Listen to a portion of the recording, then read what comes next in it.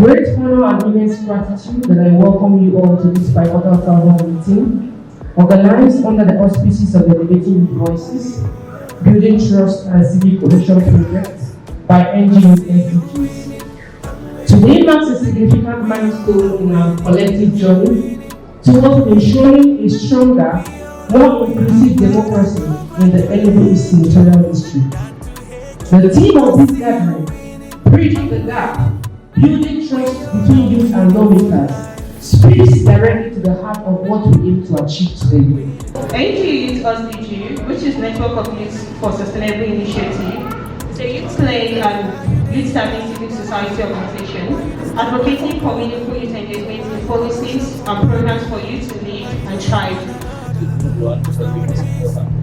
Today, the government is that tomorrow giving everyone so the way we do our youth having population of I'm very happy what they are doing here because it's like easy task. Just bringing you together, raising together. This project involves the lawmakers, the youth, the NGOs. We are here to say something when she was talking, very important. And I think what she said is something that falls in line with what NG Youth SDGs is doing. I must commend NG Youth for establishing this arrangement for us to talk about partnership and negotiations. But I think in many of things also to utilize awareness of our conceptions and ideas. The majority of them is an institutional problem going on the House member, starting from the INEC, the Senate, the government arrangement, and party. First of all, before I give my recommendation, I want to say this clearly that our votes do not count. Lawmakers, young persons, we have a lot of work to do. So how can we facilitate coordination and collaboration with lawmakers and youth? It brings a huge responsibility on us. Because we know that seemingly what's happening today, most of the persons that are in offices are not persons that were there to be there due to the rigging and corruption that happened. So now we have to now be the change we want.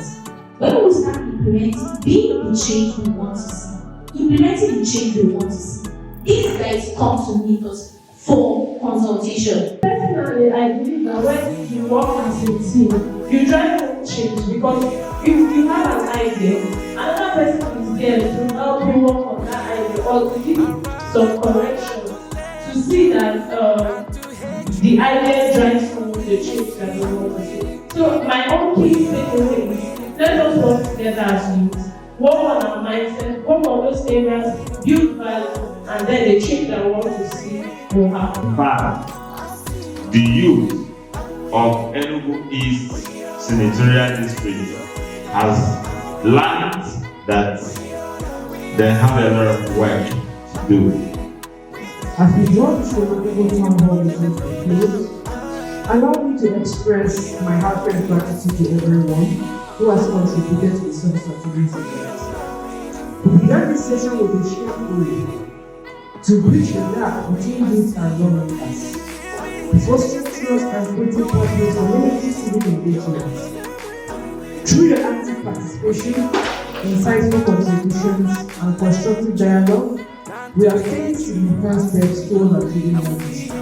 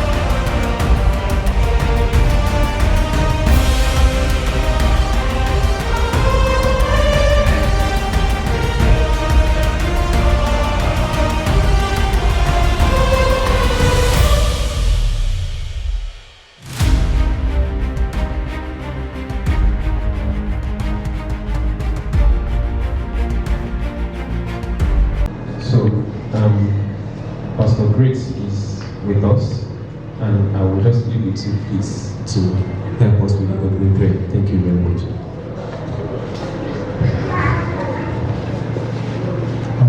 Thank you so much for the beautiful opportunity. All of us to just close our eyes. Precious Father, we thank you for such a beautiful gathering this wonderful morning. We thank you for all the discussions that we're going to have. Thank you for all the insights that are going to be shared. We thank you for the contributions that are going to be made in this meeting. Father, we thank you for everything that happens here will drive positive impact in society, just as you planned. Oh God, we said that the earth is filled with the goodness of God, and we pray that through this meeting, through this town hall, that your goodness will be revealed and expressed in the world, in our society, in our nation, and this in the state, through young people, and through the populace in general. In Jesus' mighty name. Thank you for all those that have come here. We thank you for all those that are yet to come. Thank you for the coming safety. And yes, everyone here lives in safety as well. Thank you for your wisdom that will be shared and made manifest.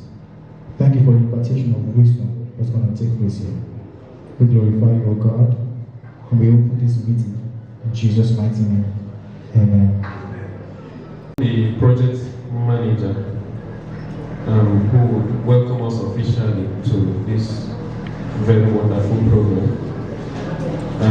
She is the project manager for Elevating Youth Voices, Building Trust and Civic Cohesion project being implemented by the Nigerian Youth SDGs Network, supported by Leap Africa and Nigerian Youth Futures Fund. She is also a lecturer in the University of Nigeria Soka Political and Science Department, and a finalizing PhD student also in the same university. Please make welcome Mrs. Rose. Mrs. Rose Keguchi. Good morning, distinguished guests, esteemed lawmakers, youth leaders, members of the media, representatives of traditional and religious institutions, and most importantly, the vibrant young people gathered here today. It's with great honor and immense gratitude that I welcome you all to this pivotal town hall meeting, organized under the auspices of Elevating Youth Voices, Building Trust and Civic Cohesion project by NG Youth SDGs. Today marks a significant milestone in our collective journey towards ensuring a stronger, more inclusive democracy in the Enugu East Senatorial District. The theme of this gathering, Bridging the Gap, Building Trust between Youth and Lawmakers, speaks directly to the heart of what we aim to achieve today. We are here because we recognize the critical need, and what are those needs? Building bridges of communication, trust, and collaboration between young people and their elected representatives. Youth represent an extremely extraordinary force for positive change. As the United Nations reminds us, young people are not only the leaders of tomorrow, but also the change makers of today. Here in Nigeria, the energy, creativity, and resilience of our youth hold the potential to reshape governance, drive innovation, and strengthen democratic values. However, this potential can only be fully realized when youth are actively engaged, their voices amplified, and their concerns addressed. Sadly, we cannot ignore the challenges that have hindered this synergy. Civic apathy, mistrust, and disengagement have created a growing divide between young people and lawmakers. This disconnect weakens our democracy and stifles progress. But we are not here to dwell on challenges. We are here to act, to co-create solutions, and to spark a renewed sense of purpose and partnership. Today's town hall meeting is more than just a dialogue. It's a catalyst for transformation. We will hear firsthand from young people about their aspirations, challenges, and innovative ideas. We will also listen to our distinguished lawmakers, NGOs, and other leaders who will share their insights and commitment to fostering a more inclusive and responsive governance system. Our objectives for this town hall meeting is very clear. One, to facilitate constructive dialogue that bridges the communication gap between youth and lawmakers. To address the root causes of civic apathy and disengagement through open discussions informed by our research findings. To co-create actionable solutions that will enhance trust and civic cohesion in our communities. To inspire our lawmakers to take deliberate steps towards policies and actions that prioritize youth participation and inclusivity. Now, as we proceed, I urge everyone to engage with openness, mutual respect, and a shared commitment to progress. Together, we can chart a course towards a more cohesive society where every young person feels empowered to contribute meaningfully to our democracy. On behalf of NGO SDGs, which is Network of Youth for Sustainable Initiative, I express our deepest gratitude to the distinguished honorable members who are representing Enugu Senatorial District, who will be here with us shortly. You know, they are doing a great work in their various constituencies. I also want to say thank you to our partners, the media, other participants, the NGOs, our supporters, and the young people here. Thank you for believing in this vision and for your contributions toward this realization. Let us make today a defining moment for the future of Enugu East Senatorial District and Nigeria at large. Thank you once again and welcome. Applause for Mrs. Ruth once again. Thank you very much for welcoming us to this particular epoch-making function. It's not a type of program we used to have every day, and so once we have opportunity to participate in a dialogue, a discussion like this, we take that very seriously.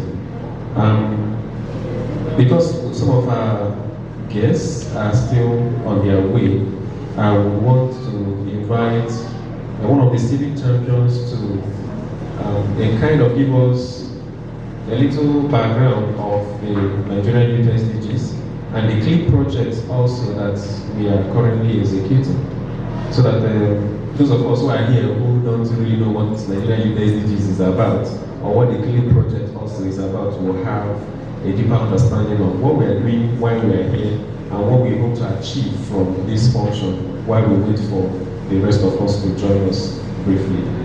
All right, so let me welcome Ms. Charity Chiwoku. Thank you very much. Hi, good morning everyone. Ladies and gentlemen, permit me to start on the existing protocol. So I'll be doing an introduction of the CLIP project and what Youth SDG is all about.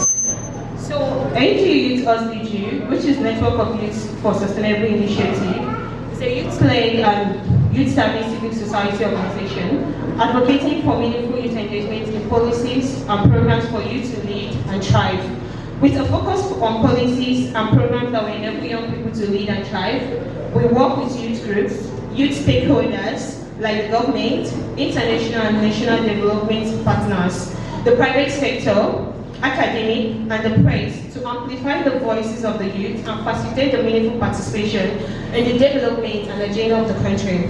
Our thematic focus areas are education and leadership development, livelihood and employment, civic participation.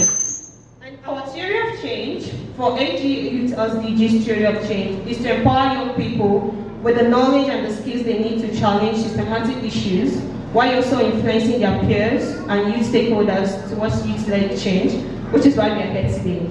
So about the project, this is the CLIP project.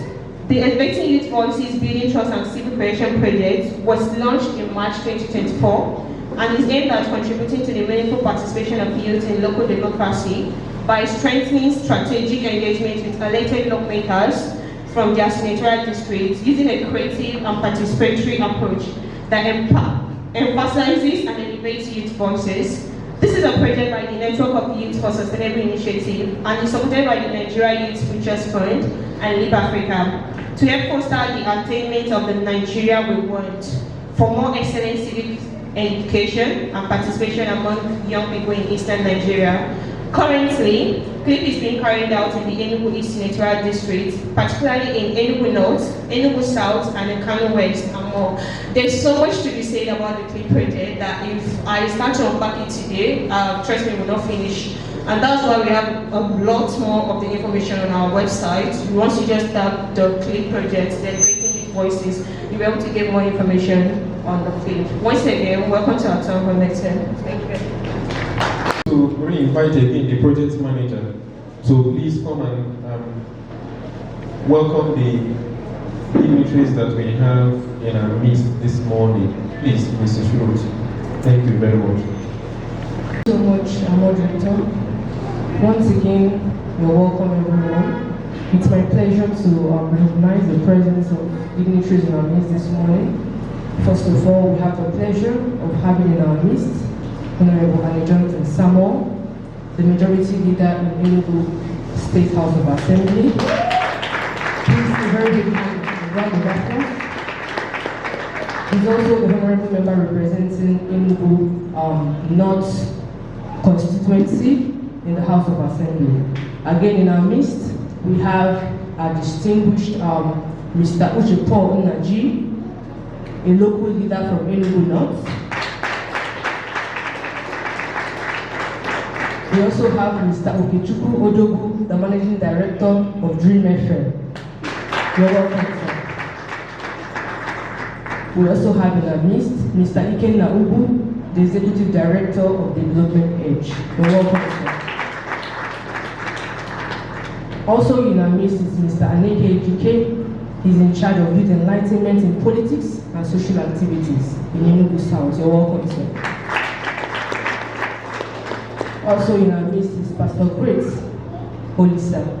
He's representing the religious bodies and is from Christ Embassy Church. You're welcome, sir. We also have in our midst Mr. Gideon Eze, the PRO of the Enugu State Joint National Association of Persons with Disability. You're welcome, sir. We also have in our midst Mr. Dixon Emmanuel. He's representing South Sahara Social Development Organization. You're welcome, sir. And we're also expecting Honorable Princess Obiajulu, Honorable Member representing Enugu South, and she's the Chief Whip and Chairman House Committee on Water Resources. She's on her way coming, she's not yet here. We're also expecting Mrs. Chinyaremba. She's one of the local leaders in Enugu South. We're also expecting Mr. Nebo Collins, I don't know whether he's here, the Executive Director, New Century Initiative. We're also expecting Ms. Obi Onyinye, the Programs Officer of Busa Osowo Foundation. I'm sure she's on her way, and when they are here, we'll recognize them. We're also expecting Mr. Sami Lechi Abu, the Media Consultant to the Ministry of Local Government, Rural Development and Chieftaincy Affairs. I think also in our midst we have SUG presidents and their vice presidents from SUT, from UNEC, and also from IMT. So we're all here, and we can not here, we're expecting them. So you're all welcome, and we're happy to have you in our midst. Thank you very much.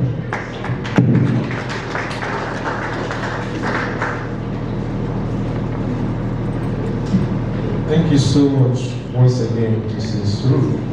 And the distribution of individuals that we have in this room and the vibrant young people who are also here, I can assure you that the conversation we're going to be having here today will yield a lot of positive fruit.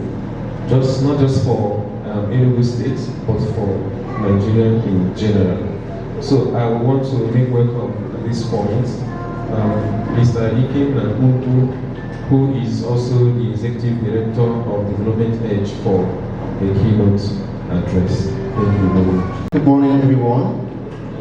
Good morning, everyone. Should be happy to be here. I love it when I'm speaking with young people. I work for young people. Like he said, my name is Ikenna. I work for and with young people. My organization is Development Edge, with the vision to help people navigate through the entrepreneurial journey, particularly to help them transition from school into decent jobs. And that's what we are doing, and that's why we are connected.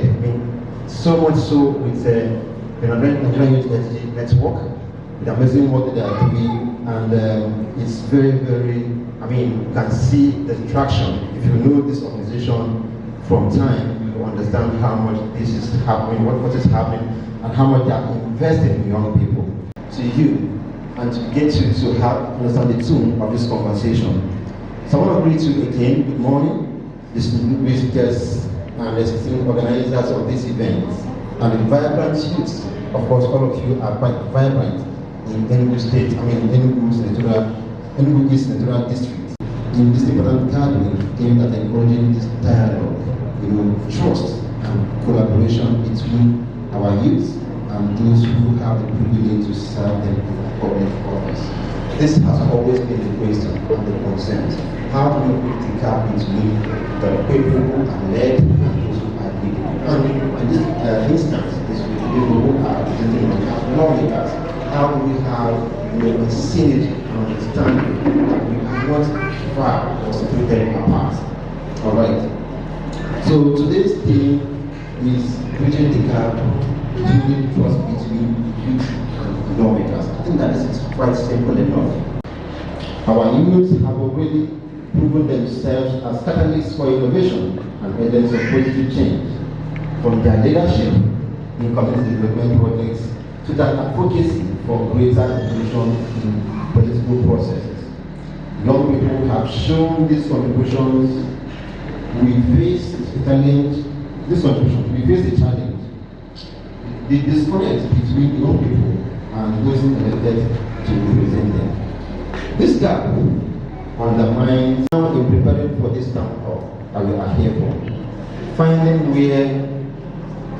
were reviewed from focus group discussions, in-depth interviews, and key informant engagements with young people and lawmakers. So it's not just something that we just wanted to come and speak about. There were background information that we gathered from this engagement. So what are these findings? So we found that many young people perceive lawmakers as inaccessible or indifferent to their many concerns. However, these challenges are not insurmountable. I'm sure you know that too. For being here, you want to be part of the process, and it means that you believe that this challenge is possible for us to move. They are instead opportunities for lawmakers to innovate and, of course, to engage and rebuild trust, assuming that the trust has been lost. Building trust is not a one-sided approach or effort. It requires commitment and action from all stakeholders, and that's why we are all gathered here from different organizations, communities, and other groups. So our youth, I urge you to see yourself as partners in government. Engage actively in the political process, hold lawmakers accountable, and bring your ideas, your energy, and solutions to the table. Success of democracy depends on your active participation. I have always said that it is not always the problem, of the leaders. That has always been the issue of the led. So how do you participate to be actively involved in this whole process? By the time you say, I don't want to, politics is for old men or people, let them do their thing. You know what they are doing? You are saying, just continue. So, but by the time the price of Gary goes up, you begin to complain. The issue that made the price of Gary to go up can be political, you can see. And if you are part of the process, you will understand. When election comes, it is from the grassroots that they will take, ward leaders to go and vote, to go and, because of the elections, some of them will have to vote. So, what if you were part of that ward, the party at that ward level? What if you are selected? It means your voice will be heard. So this is what we are saying. Don't think that politics is something for some people. My own is business, my own is this or that. We are all politicians and should be involved and part of this. Also, to the lawmakers, let us listen, they should listen and act decisively on concerns raised by young people. There are many forums where young people have raised their concerns. Lawmakers must learn to listen to them.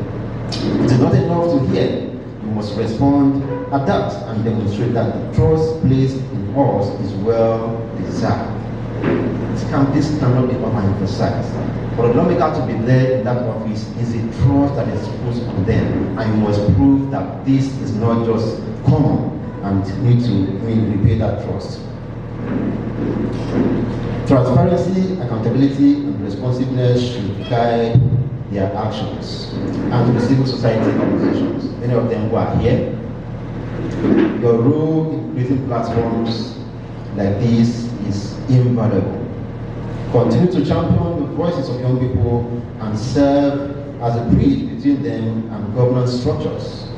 As we engage in discussions today, I challenge each of you to think critically about what we can contribute to the process. So it is not about what they are doing, what will the lawmakers do, what will I bring to the table, starting from this conversation. The solution to the issues we face will not come from one individual or group. They will emerge through collaborations, dialogue like this, and mutual respect. Let this town hall be the beginning of a new chapter in our relationship, a chapter defined by trust, understanding, and shared purpose. In closing, I wish to express my gratitude to the Nigerian University Network for this wonderful platform opportunity, and also to the youth gathered here. Know that your voice matters. Many times you see yourself as distant from the process, and that's where the problem begins.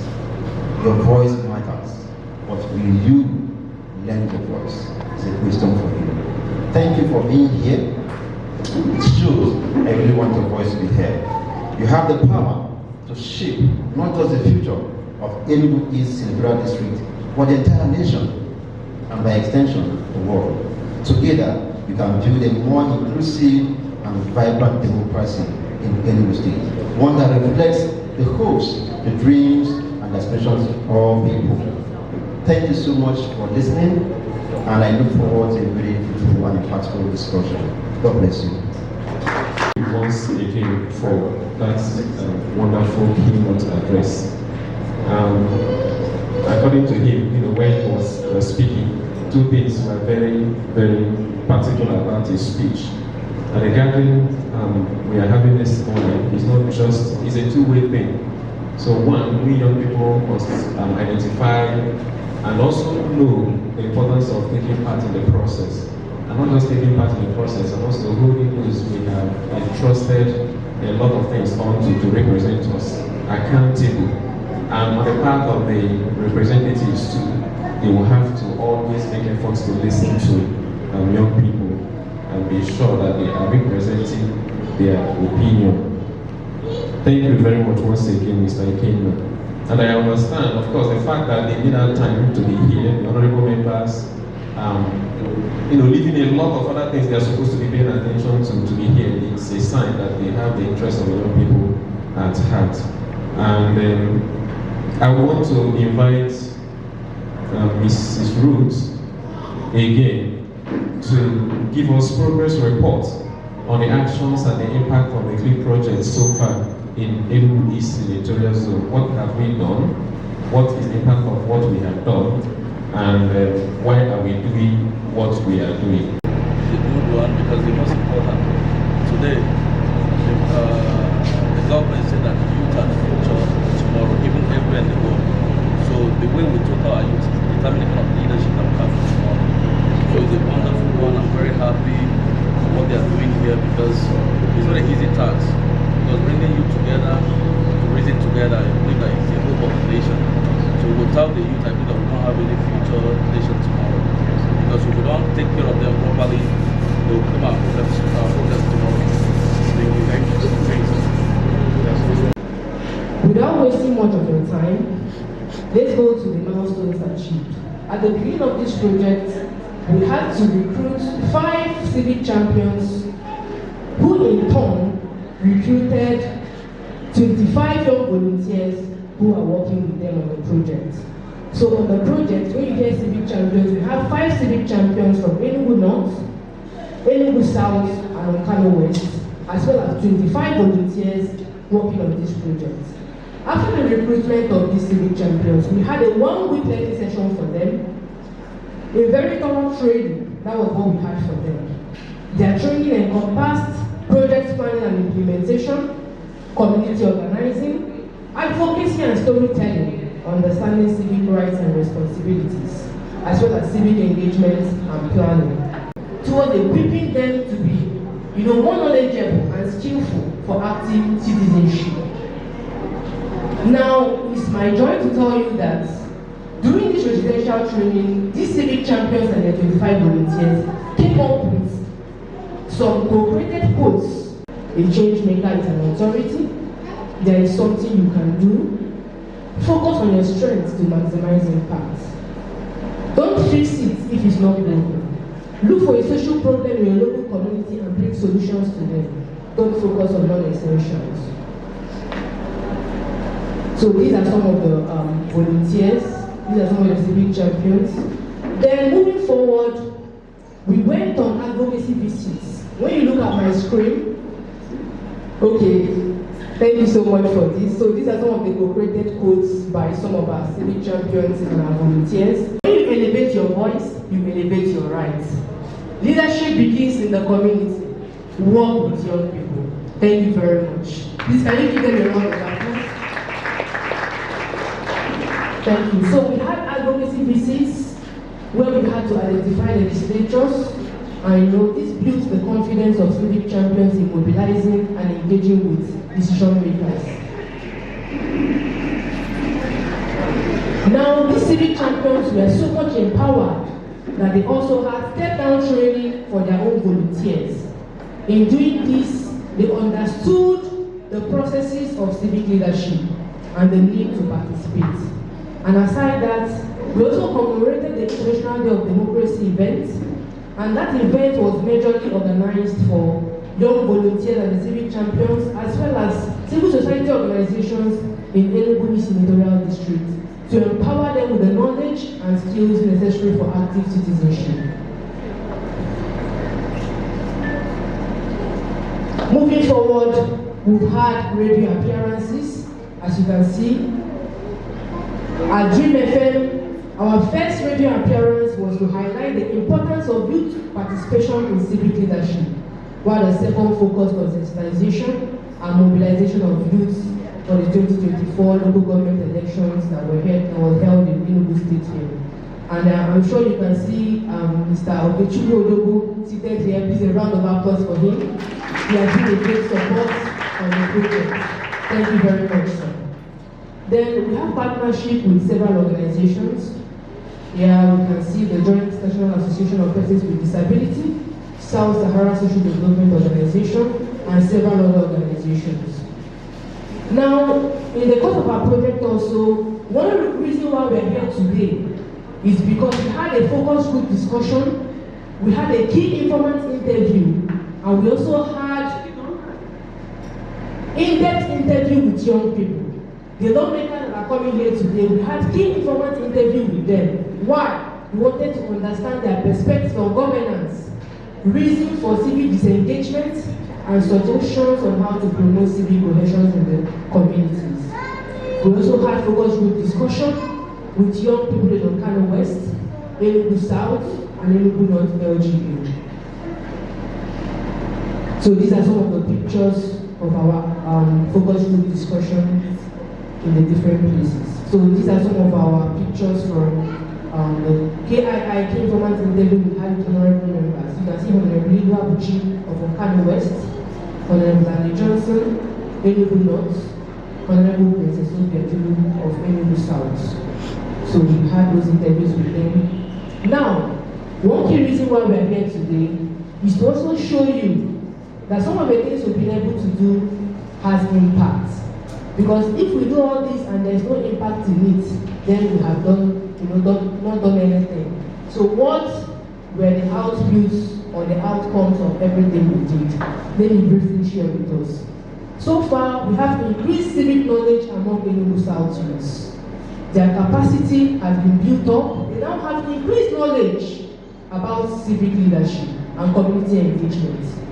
Our civic champions, they are now more mobilized. Their confidence is now increased to mobilize and engage with decision makers. Now, let me shock you to tell you that through this CLIP project, we've been able to create online repository of learning. We have our learning resources that can be found on our webpage. This project has also promoted inclusion and equal opportunities to community residents. We are partnering with Joint Association of Persons with Disability in Enugu State, and some of them are part of our volunteers, and they are fully represented here. Now also, there's an expanded project awareness through our partnership with Dream FM.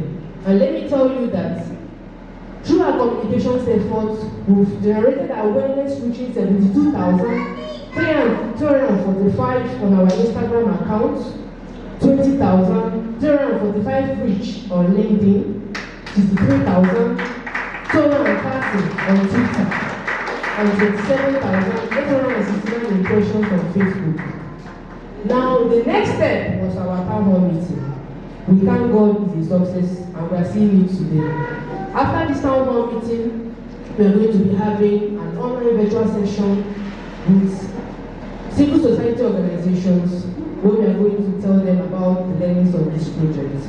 Now, permit me to say that one great thing that came out of this project is these two kits I'm holding in my hand. Let me project it so that we'll see what the toolkit contains. This is the CLIP toolkit. You can look at it on the projector there, and local government areas. It aims to promote meaningful youth participation, build trust, and foster civic cohesion. It has different modules, so there's no need going through it. But one thing I want to say is this: if you want to get access to the toolkit, it's very simple. You can scan the code. You can scan the code I'm about to show you, and you will download the toolkit free of charge. It's something that you cannot get wherever we are seated. Documentary on how far you'll hear some testimonials from those who participated in the CLIP project. So much. I believe at this point now we have more in-depth understanding of what the CLIP project is all about, and also why we gathered here. So I'm going to be inviting Ms. Victoria and Gabriel, Mr. Gabriel. Both of them are part of the civic champions for this project to present and ask. Thank you very much. As soon as we're done with this, then the meeting will come to a close. Now, we went to the field to be sure that we hear from the youths on the reason why they're not really participating when it comes to the political process. How do they view their leaders? We wanted to find out all this. We also wanted to find out from them how can this distrust, can the disconnect between them and the lawmakers be bridged? We had to ask them these questions. And aside that, we also had to meet with the lawmakers through key informant interview to understand their perception about the young people. Why do you think the young people are disconnected? And they had to tell us their mind. So now, we are going to be presenting our findings from in-depth interview with the young people, key informant interview with the lawmakers, and focus group discussion we had with the young people. To tell you that this is very true, some of the youth, in fact, most of the youth who we had this focus group discussion with, they are all seated here. And we invited them to this town hall meeting so that they will know that we are speaking their mind. And the lawmakers, one just stepped out, others say they are coming, but I strongly believe that by the time they come back, they will be able to hear some of these things. So while we're not going to be waiting, we'll move ahead and talk about the findings from all these inside gatherings we have. Let's go gradually.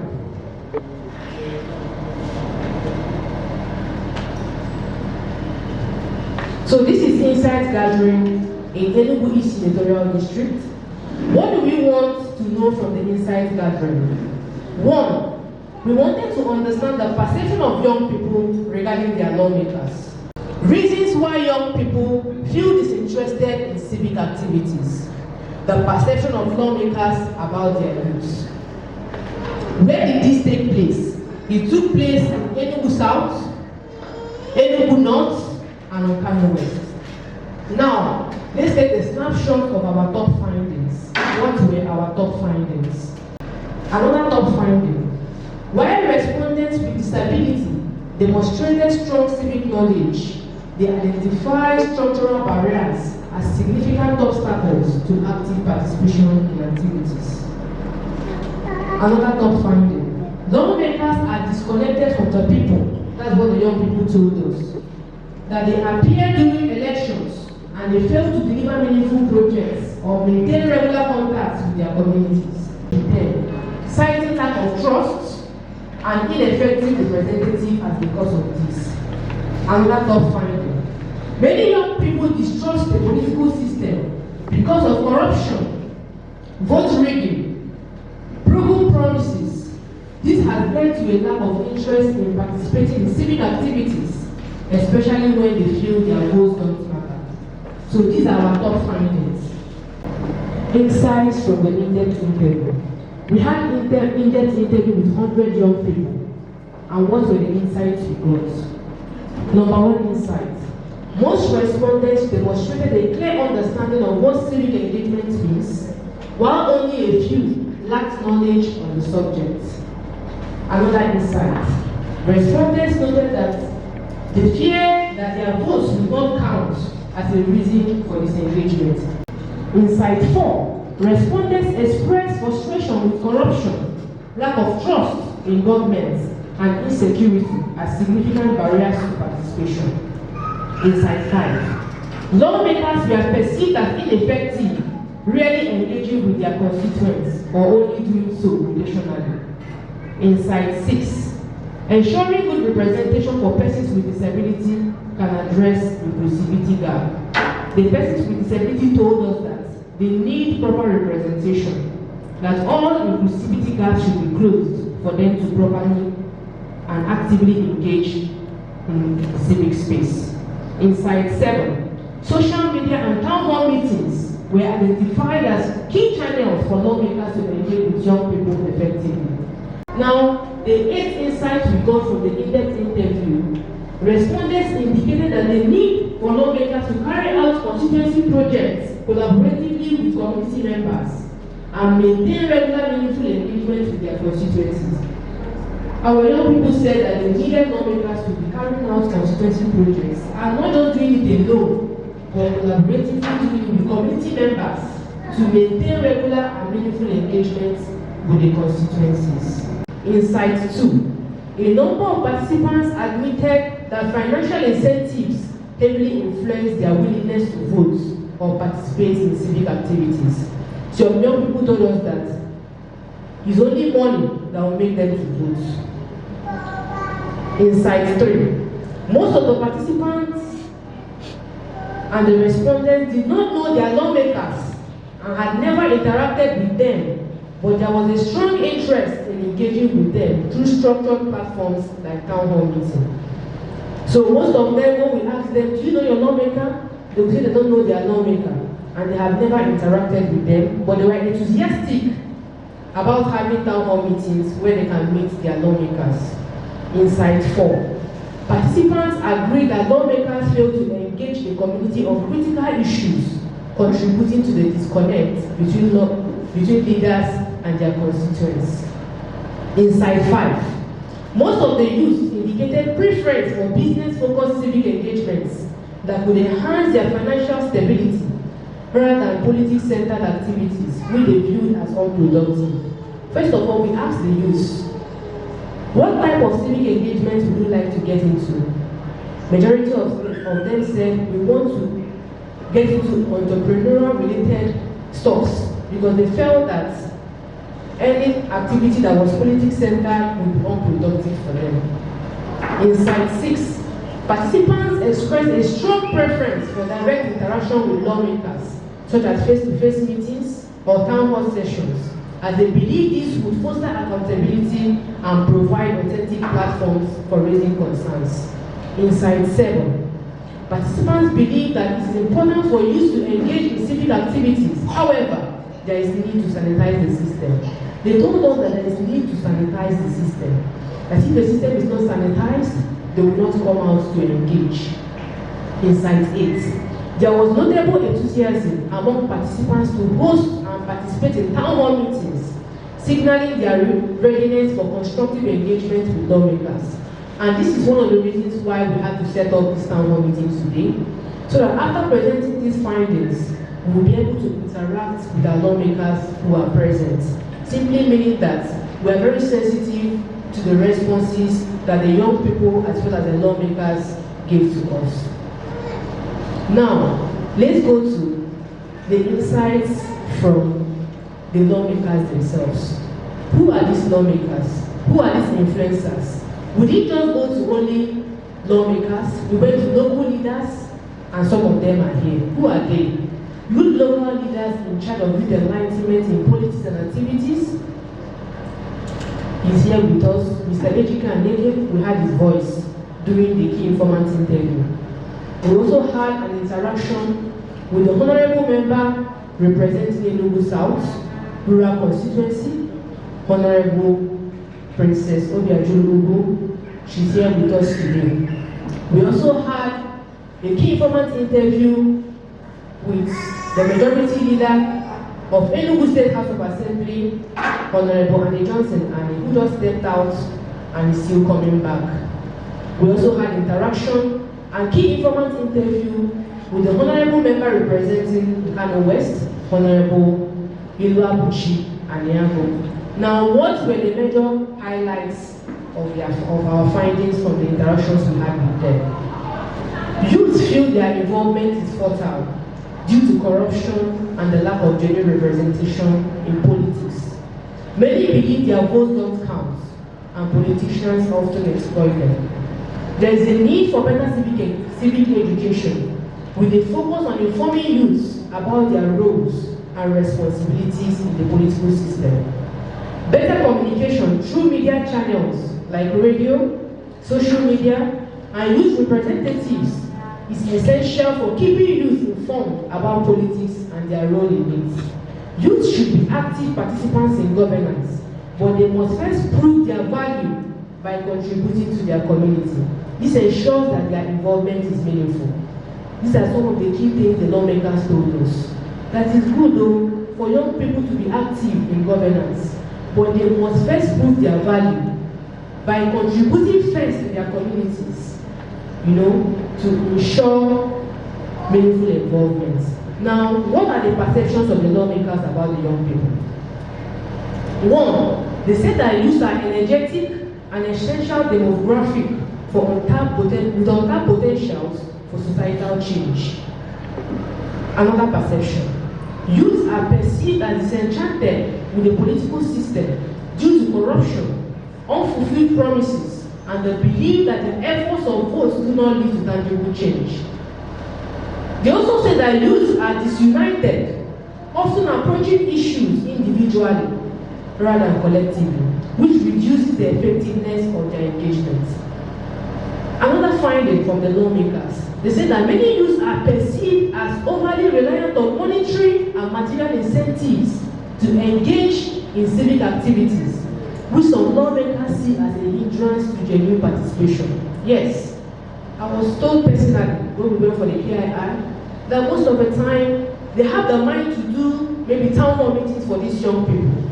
But before young people can come, they will ask for money for transport, feeding, and the rest of them. Sometimes, if you really want to engage, you might not really look at some of those kind of opportunities. First of all, the interest should be there before looking for the monetary gain. So these are some of our findings. Another finding, youth are active and responsive in politics, especially during the elections, though their participation is often driven by economic challenges or personal gains. So some of these lawmakers see these young people as actually very, very energetic when it comes to participation, but at the same time, they see them as people who come to participate because of money.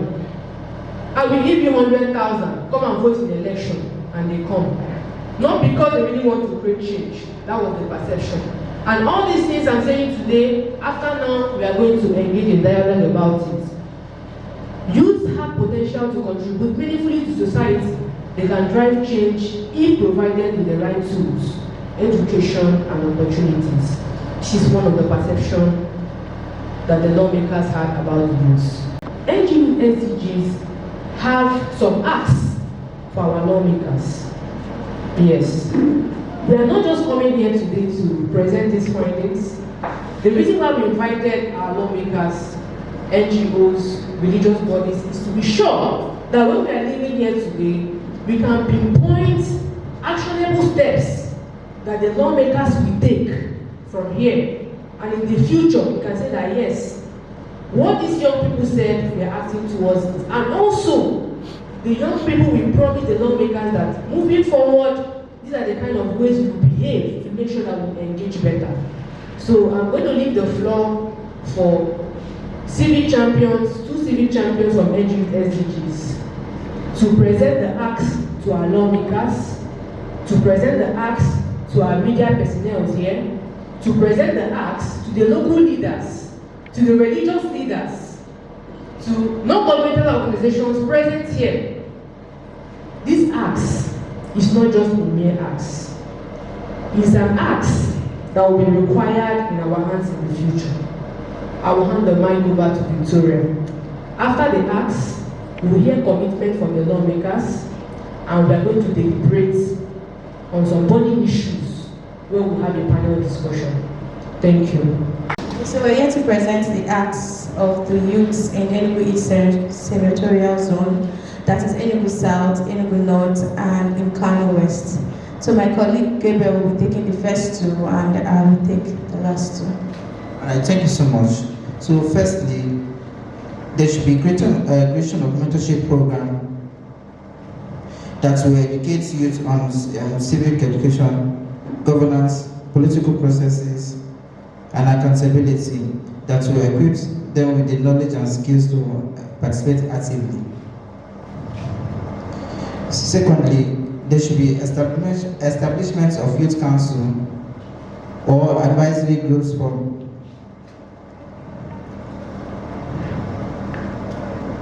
the mentorship program graduates that will help the youth to engage actively with their lawmakers. And this will foster active participation. So my colleague here will take it. Okay. Thirdly, they should establish a quarterly town hall series where lawmakers and youth engage directly to discuss pressing issues, review progress on youth-focused initiatives, and co-create solutions. These meetings should be structured to include interactive question and answer sections, follow-up mechanisms for accountability, and avenues for youth to propose actionable ideas for their communities.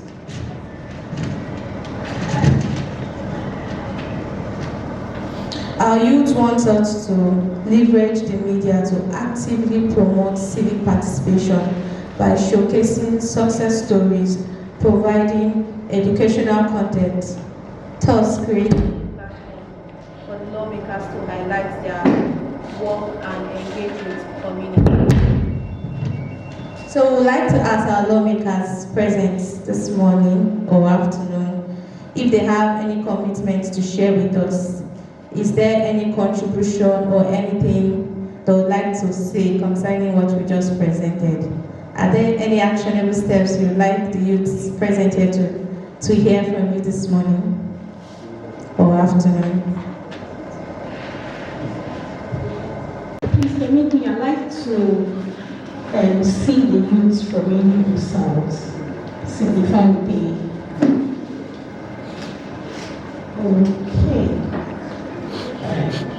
Okay, I wanted to see that so that I'll know that I'm actually speaking to my constituents. Before I begin to speak, let me please recognize the members sitting on the high table here with me. Permit me, I will not know your names. but I respectfully welcome you to this event. The youth are also welcome all of you. Finally, I see a youth that I know. Because it would have been strange if I didn't see UPM here or some other people like him. So I'm covered and I'm comfortable that this is going to go as far as possible. I want to start by thanking NG Youth SDGs. I don't know how to call these people's name. I'll just call what I'm seeing on the screen. For organizing this. Dr. Ruth, I am particularly grateful all the way when you started engaging up till now. I am happy that you came this far. So, commitment. You already mentioned some of the challenges. This project involves the lawmakers, the youth, the NGO. Unfortunately or unfortunately, I am part of these three constituencies.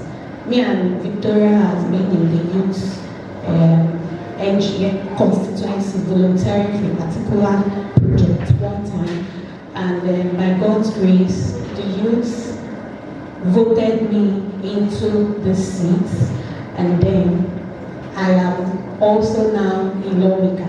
So I'm a tripartite member of this project. So, in part of our campaign promises, when we were campaigning, I kept telling people that I was privileged to be among the people that was trained by Yada Africa from the moment the Not Too Young to Run bill was passed after 2015. In 2018, I contested for the first time, and it was because of that Not Too Young to Run bill that was passed. And I was privileged to receive a lot of trainings. Initially during campaigns, what you hear is I will build hospitals for you. I will do this and I will do that. But if you look at my campaign and everything I say, I kept maintaining. I think I share my manifesto with people again. I think it's also on Facebook. I kept maintaining that I am going to make laws around or support laws around the things that I believe in: education, agriculture, the youth, and so on. I have 6 of them. And in our scorecard so far, we have the only thing we have not done is the quarterly town hall meetings. Why? While she was presenting here, she mentioned that. And I also remember that I mentioned it several times. We have tried, me and my DG, we tried to bring Legoya, call the mobilizers. We want to have this town hall. Particularly, there is a person in Enugu. I don't know if it's only in Enugu. The housing agents, lawyer issues around housing. We wanted to host a town hall meeting to see what is it that the youth think that we can do about this. But we're met with this bottleneck of, if you don't understand it, I'm sorry. And when you sit down and cost what all of this will take, you just run back. So for me, I am committing that if our youth will actually understand that the lawmakers, I heard when she was also presenting, she mentioned something about constituency projects. In the state assembly, we don't do constituency projects. So, but we may be able to influence certain projects to come to our constituency earlier than we should. Being that we have the kind of government we have today, which is very good, anti and all inclusive. So it's no longer a case of go and what can your lawmaker struggle, hustle for. No. It goes right on to make sure that everybody's interest is covered. Oh, I also see Obinna calling his name. You're making noise. Okay, so we don't do constituency projects in the State House of Assembly, but that does not mean that coming from the CSO and also being a youth that I don't understand what CSR is So I try as much as possible to do a lot of CSR. So if the youth will understand that my duty in the State Assembly today is to make laws, one, is to represent them, two, and to do oversight, to be sure that, oh, they have said they will do Apuke Road. Apuke Road is supposed to be so meters, and they are not doing it. Those three are my major functions. If they will understand and engage based on this. I think I'm going to start with Honorable Princess Obiajulu. Let's hear her perception on that. Both organizing this program and also to commend Honorable Obiajulu for making out that she's a very, very busy person. But from the inception of this program, she has been supportive. That's the kind of spirit we need in public sector, and she has demonstrated it, and she doesn't relent. So, my brief is not a question, but I think it's a solution. Because if we ask questions that doesn't have solution, we'll end up in the same vicious cycle. So, Honorable Obiajulu said something when she was talking, very important. And I think what she said is something that falls in line with what NG Youth SDGs is doing. It's referring into the thematic. She said she has a plan of organizing a constituency town hall meeting for youth in her constituency as a state legislator to look into the matter of housing challenges in Enugu. And let's not forget, Honorable Obiajulu is not just representing her constituency in the State House of Assembly. She is also representing a municipal local government. We have 3 municipal local governments in Enugu State, and Enugu South is one of them. Now, my solution, or my interest, or my request, how will youth SDG, NG Youth SDGs support Honorable Obiajulu to organize this town hall meeting? Because I believe in partnership. If Honorable Obiajulu in her office has this interest, and probably she can afford to pay for all, or maybe put it together, how is this organization or this body coming to support her?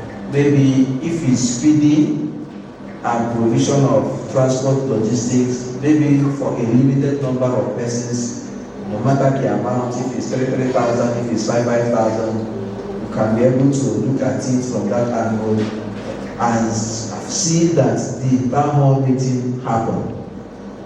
Why? It's because it's going to fall in line with the objective of this project and also falling as a sustainability for continuous engagement with community individuals.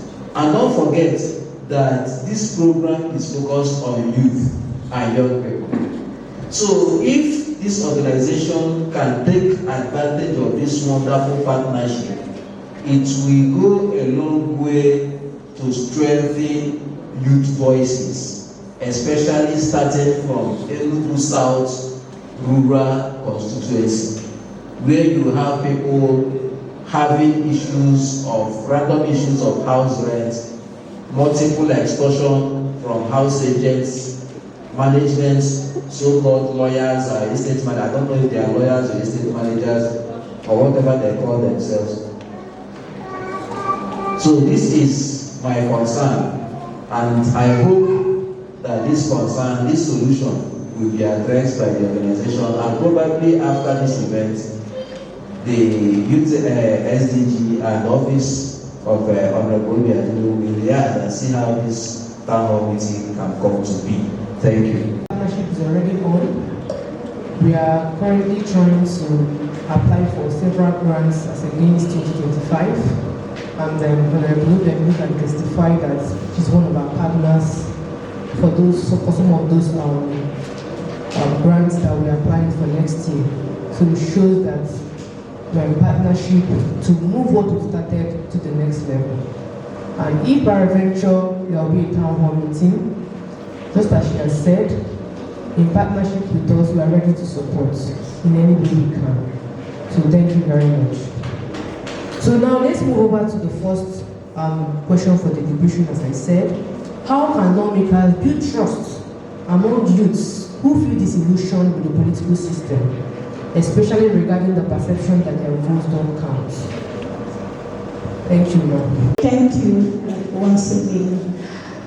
First of all, youths, I want to assure us that our votes count and that we should stop feeling disillusioned. If you feel that your votes didn't count, I am a testament that your votes counted. Minus the votes of the youths, I won't be here today. So our votes count. If there are reasons why along the line things didn't happen the way that we wanted it to happen, it is not enough for us to shy away. We just need that consistency. We need to consistently engage. Like I said initially, I'm a Bible student, so I always quote the Bible. Remember the woman who was meeting the king for something? She would come, the king they would pursue her, a lot of things. She kept coming until one day the king now said, let this woman come, let's what is her own, let's just settle her. So if we approach and we relent again, because of maybe one or two, let us not forget that there is also one or two that we have won. We will not always win, but use the few that we have won to continue to engage. So all I can say is let us not go back. Let us continue. It's a win some, lose some.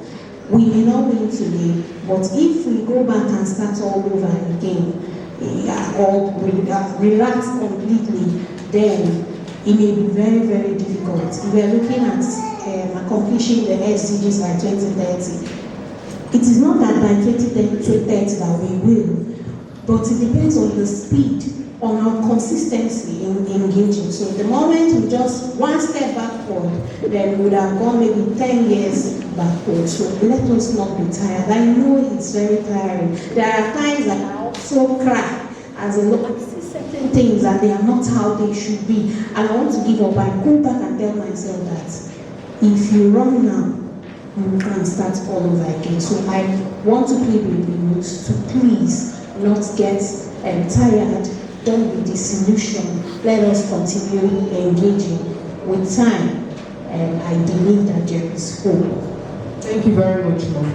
From the angle of the media, because I must really appreciate the house member here speaking, because she was a former NGO who understands the need of engagement and collaboration. But have we asked whether the colleagues in the same house understand the need for partnership, internship, and collaboration among the youths? That's a lot we need to ask about. And I must commend NGO youths for establishing this arrangement for us to talk about partnership and collaborations. But I think in many of things also need to create awareness about conceptions and ideas. The majority of Nigerians do not believe the vote counts. It's an institutional problem going beyond the house member, starting from the INEC, the sex, the government arrangement, and party in power. But I believe that if the house members themselves also can create internships among themselves, other than internship. From what I hear you say, they even created champions, volunteers, did internships, and they're able to begin to grasp the need of youth participation, youth inclusion. And I noticed a lot of youth inclusion there in terms of people living with disability, and it's very welcoming.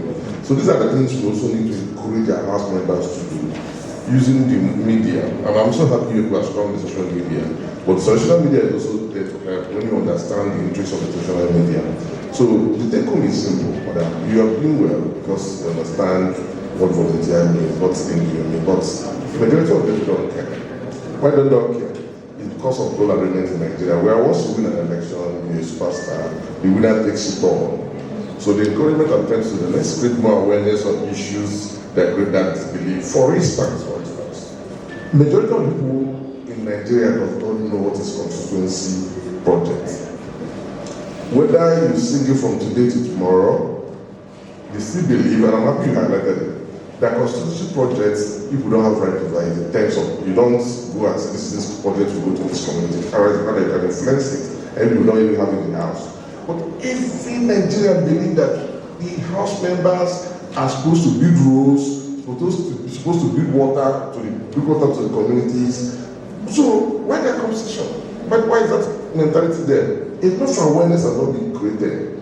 Because immediately they steps in 29th May or 29th September or October, depending on when the person comes in, he doesn't care to do anything again. For instance, you're talking of town hall, we can do something before town hall. Can't we do ordinary meetings, bring meetings that will make you to understand the need to influence this before the town hall? There will be meetings, okay, I need transport. They need transport. Why don't they need transport? The right is simple. They can't come from Obiago to whatever you are doing now. We choose money. We want facility. But if you have been internship or where there are volunteers already, they begin to understand that sacrifice. They don't have training. So that sacrifice, you begin to understand, okay, these things are possible. So this will be stuff for now. Thank you very much, sir.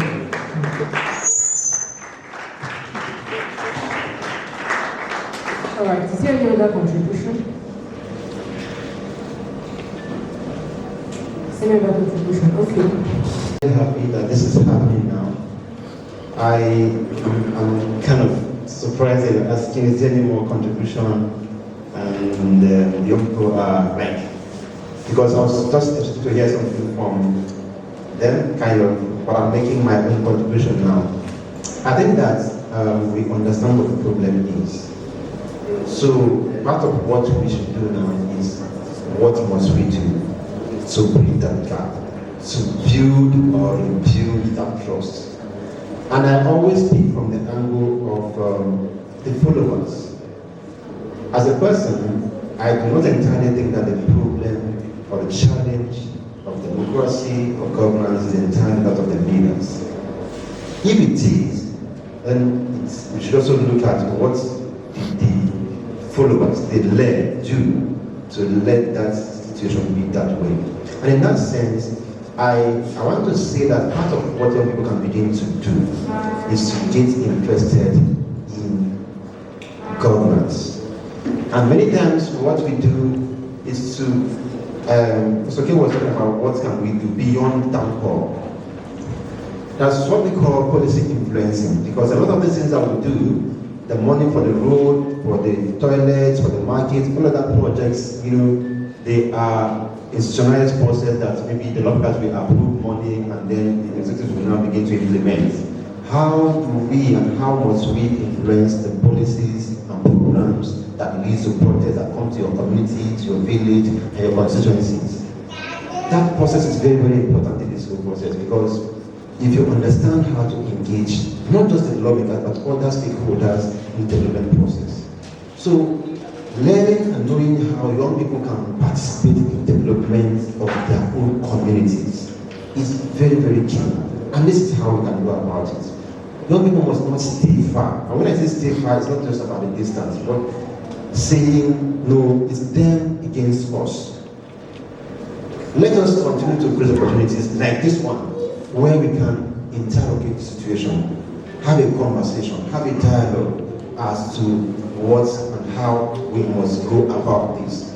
So I want to say, in the next maybe programming, I want to see if Nigerian Youth SG can also organize a policy influencing and policy training for young people.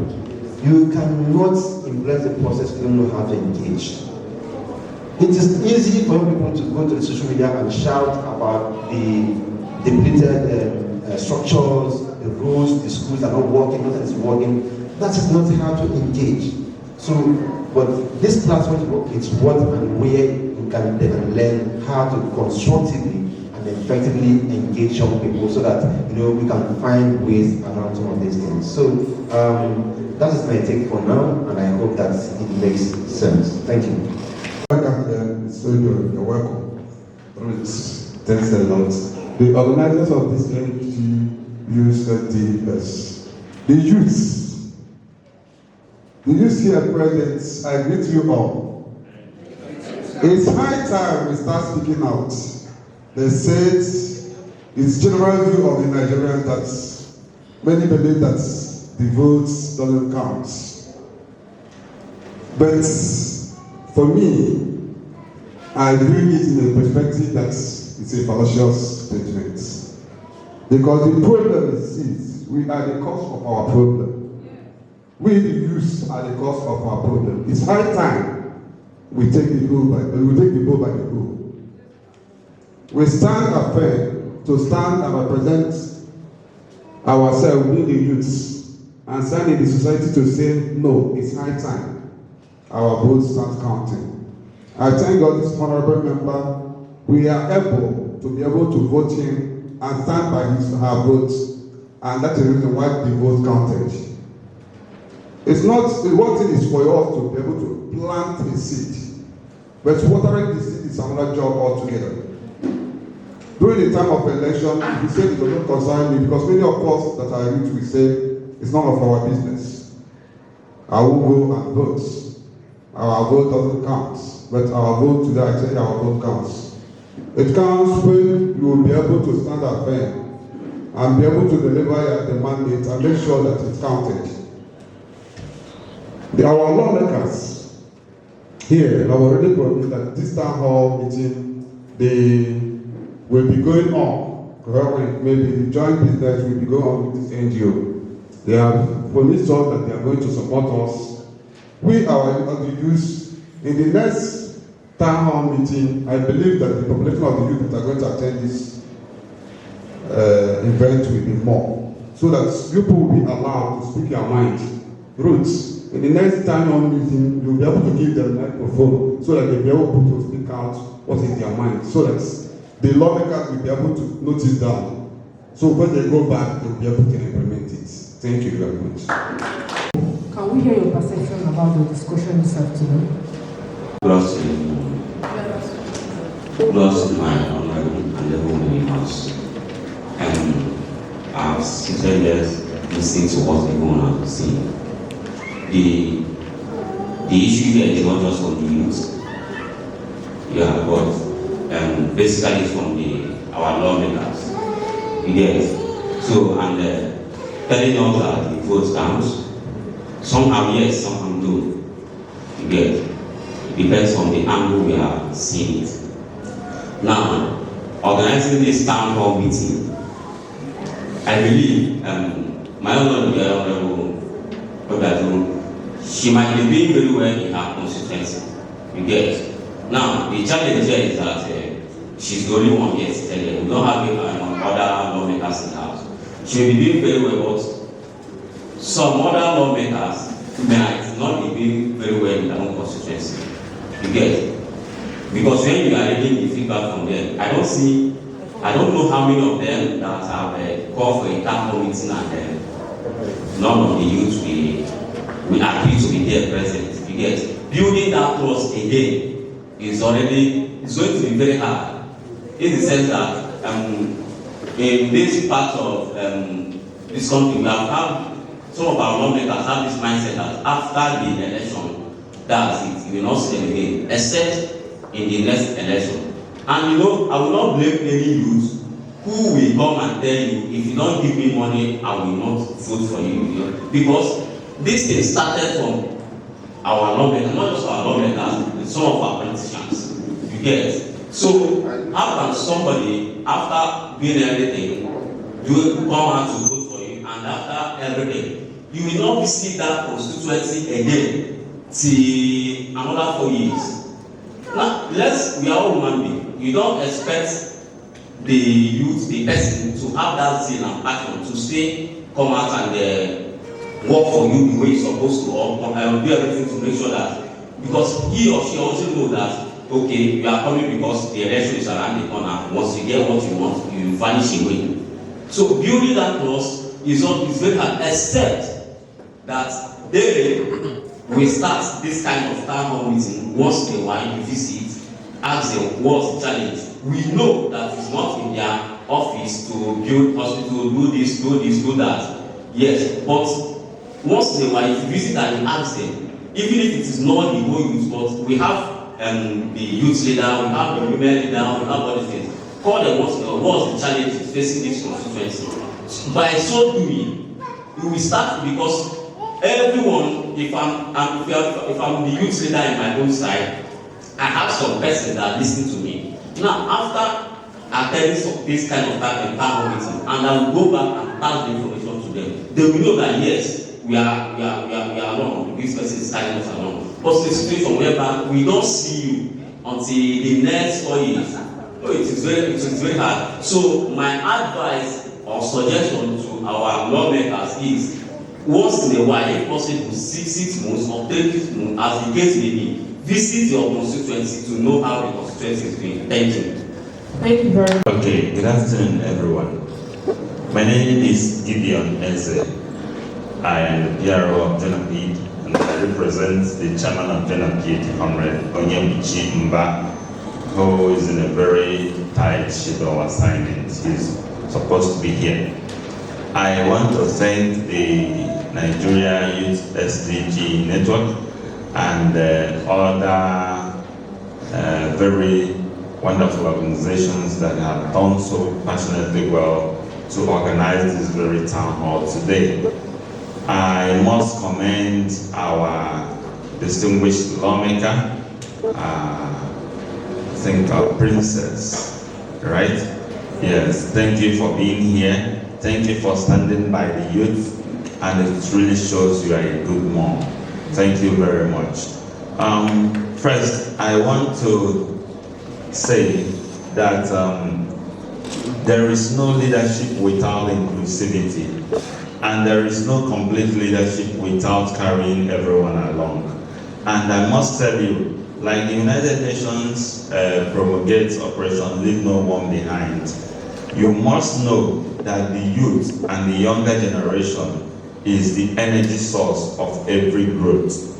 And that is the reason why the youth must not be left out in any angle. Youth, I mean, encompasses everyone. Because in my own constituency, in my own community, we have youths with disabilities. And as the issue affects the ordinary youth, it affects youths with disabilities the more. When we talk about gender-based violence, it affects persons with disabilities the more. In every aspect of life, as far as it has something to affect, persons with disabilities suffers 10,000 times one of the sufferings of persons without disabilities. Because be it economically, be it in every religious, socially, in every aspect of life, it affects persons with disabilities the more. And that is why, to progress in leadership, it is important that gaps like these should be bridged. Organization of town hall meetings of this nature is very important. And to me, I will suggest to the federal and state government that it is important, if it is possible, let lawmakers from the federal to the state level begin to reside in their constituencies. Because this is one major problem we have. How can someone representing, let me just assume like Enugu North Senatorial Zone, you are my senator, you are representing me, you are resident at Abuja. You may not know what is actually going, you don't have the first-hand information. Yes, there might be aides everywhere trying to give you feedback reports of what is happening. But first-hand information matters so well.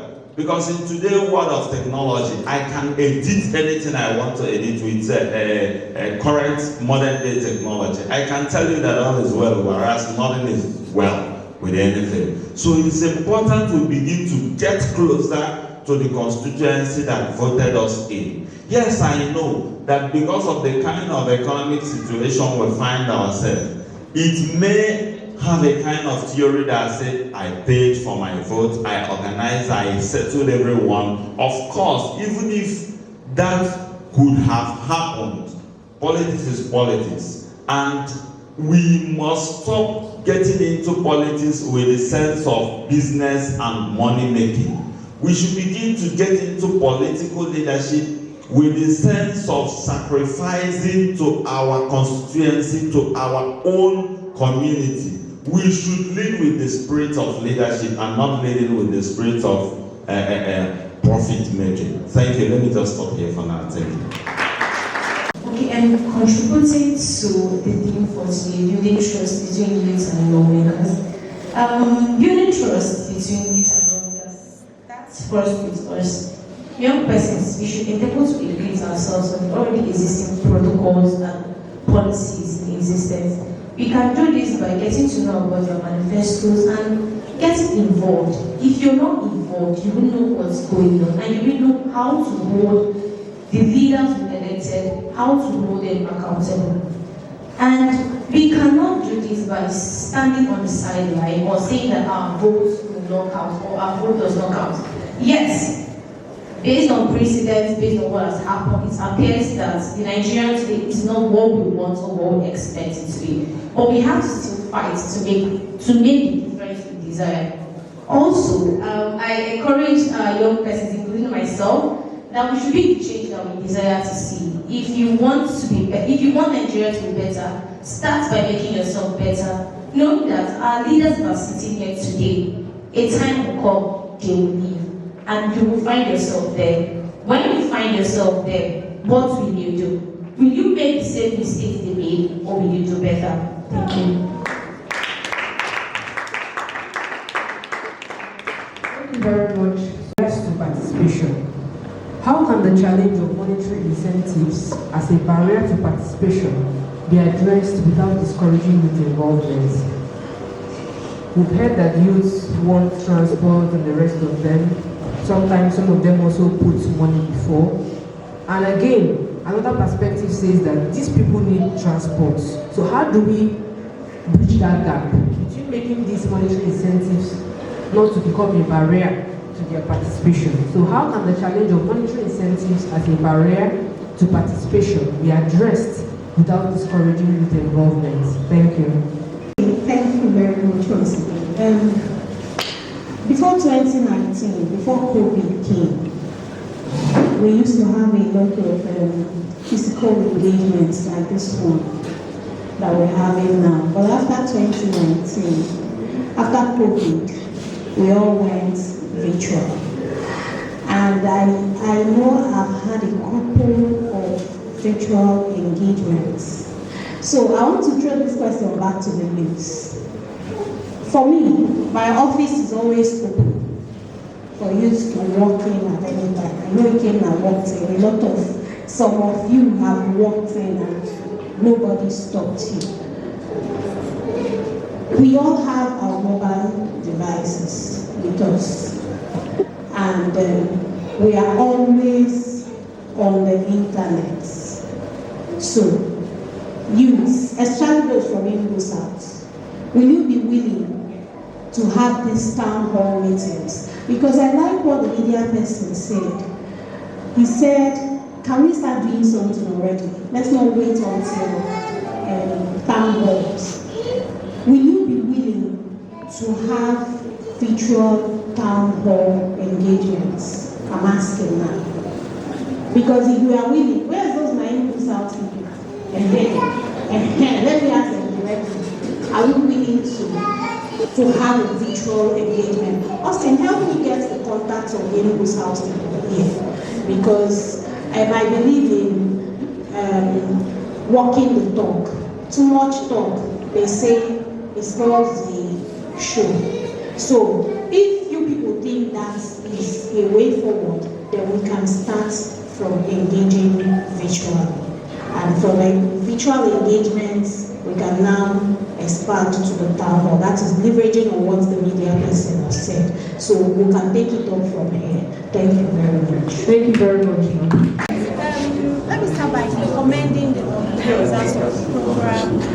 I must say that I am delighted to be part of this, and it was a pleasure being here.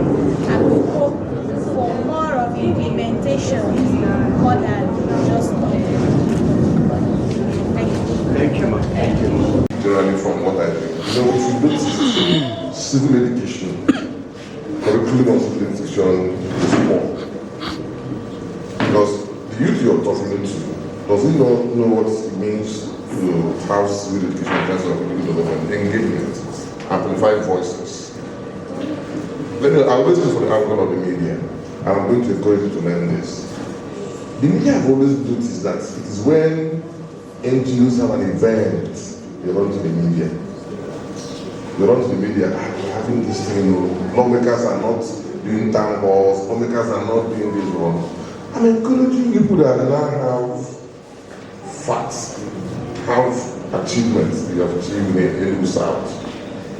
Beyond today's event, read to the media and say, look, this is what we find out in the South. This is what we notice in the South, and this is what we understand. Can I tell you every day, the media is looking for content every day. Actually, we disturb it more than anybody in the world to come and speak on radio. So when you amplify voices using the youth, you've done it very well in terms of better engagement, but you can also use a lot of these people in programs through the media to talk about some of these things. They will come out. I remember when they have SAD, if you remember SAD, and the Enugu State lawmakers refused to do this town hall and community development. SAD were able to use media and civil societies to force them to start it. If you remember that, they happened. So please amplify voices beyond the day you are doing an event, which is no go today. Engage every day. The media may look expensive when you call out today you are doing an event, but media is not expensive when you are not doing an event, and it constitutes a friendship environment with them where you come to say, look, this is what we found out in the South, and this is what the youth have found out. Can any of us come and talk about your radio program for like 5 minutes, 10 minutes, 20 minutes? You go to the print media, and that's this is what we found out in the South. Can you do a feature story on this? And they are looking for content. So what I'm trying to tell you is to amplify voices, especially the youth voices, so they can know what is civil education, because some of them don't know what is civil education. Thank you. Thank you very much. Good afternoon. I respect all the dignitaries in our midst. My name is Ude Obodo. I must be very frank while addressing this issue here, just as I, in fact, am doing whenever I have the opportunity to speak anywhere. Starting, I would actually wanted to speak directly to our lawmaker, but unfortunately, she is not here with us. But I will. Nigeria is in fact a criminogenic state. What I simply mean by that is that Nigeria is a state that warrants criminality. And if that condition persists, and we are saying how we can discourage the issue of entitlement and still not discourage youth participation in politics, I don't think it will work, except when we begin to look at the root cause of that problem. And I begin, we time and again see very poor people who couldn't even afford two times meal a day, and they find their ways into politics. And as if there is a miracle, they get transmogrified and they become very wealthy overnight. And tomorrow they are flying jets and lives of them. A person who can feed 2 times a day. And then that person is calling me and now asking me to come and talk. After talking, I will go. Nothing to show for it. If these persons become rich overnight, then the youth who are the engines of this movement would also feel entitled. This is the end of my statement. All you need is your excellence. I actively participated in the last local government election post-institution room, and I could observe from that situation that most of that morning, the first set of people that came to that election ground were the youth. And so when we were moving around, it was more like, what do you have for us this election day? So we had a lot of people that are looking for money. So the first point you gave that all because are saying youth are asking for money is a very valid point. People are left unbothered. And I think there's a big knowledge gap that we are missing. The well-being or the thoughtfulness of the lawmakers is actually what we need. Not even come to spend your money on us. We spoke about, I don't think there's any, that if you're talking about digital skills or learning skills right now, I'll tell you the federal government is doing a lot and I'm pumping a whole lot of money into it. But is it going down to grassroots? Working in South Sahara, I have an opportunity to go to a couple of villages and I see how people are doing polls because there's no knowledge gap missing. And even the constituent heads or the people that are in local government levels are not bringing down those resources down to them.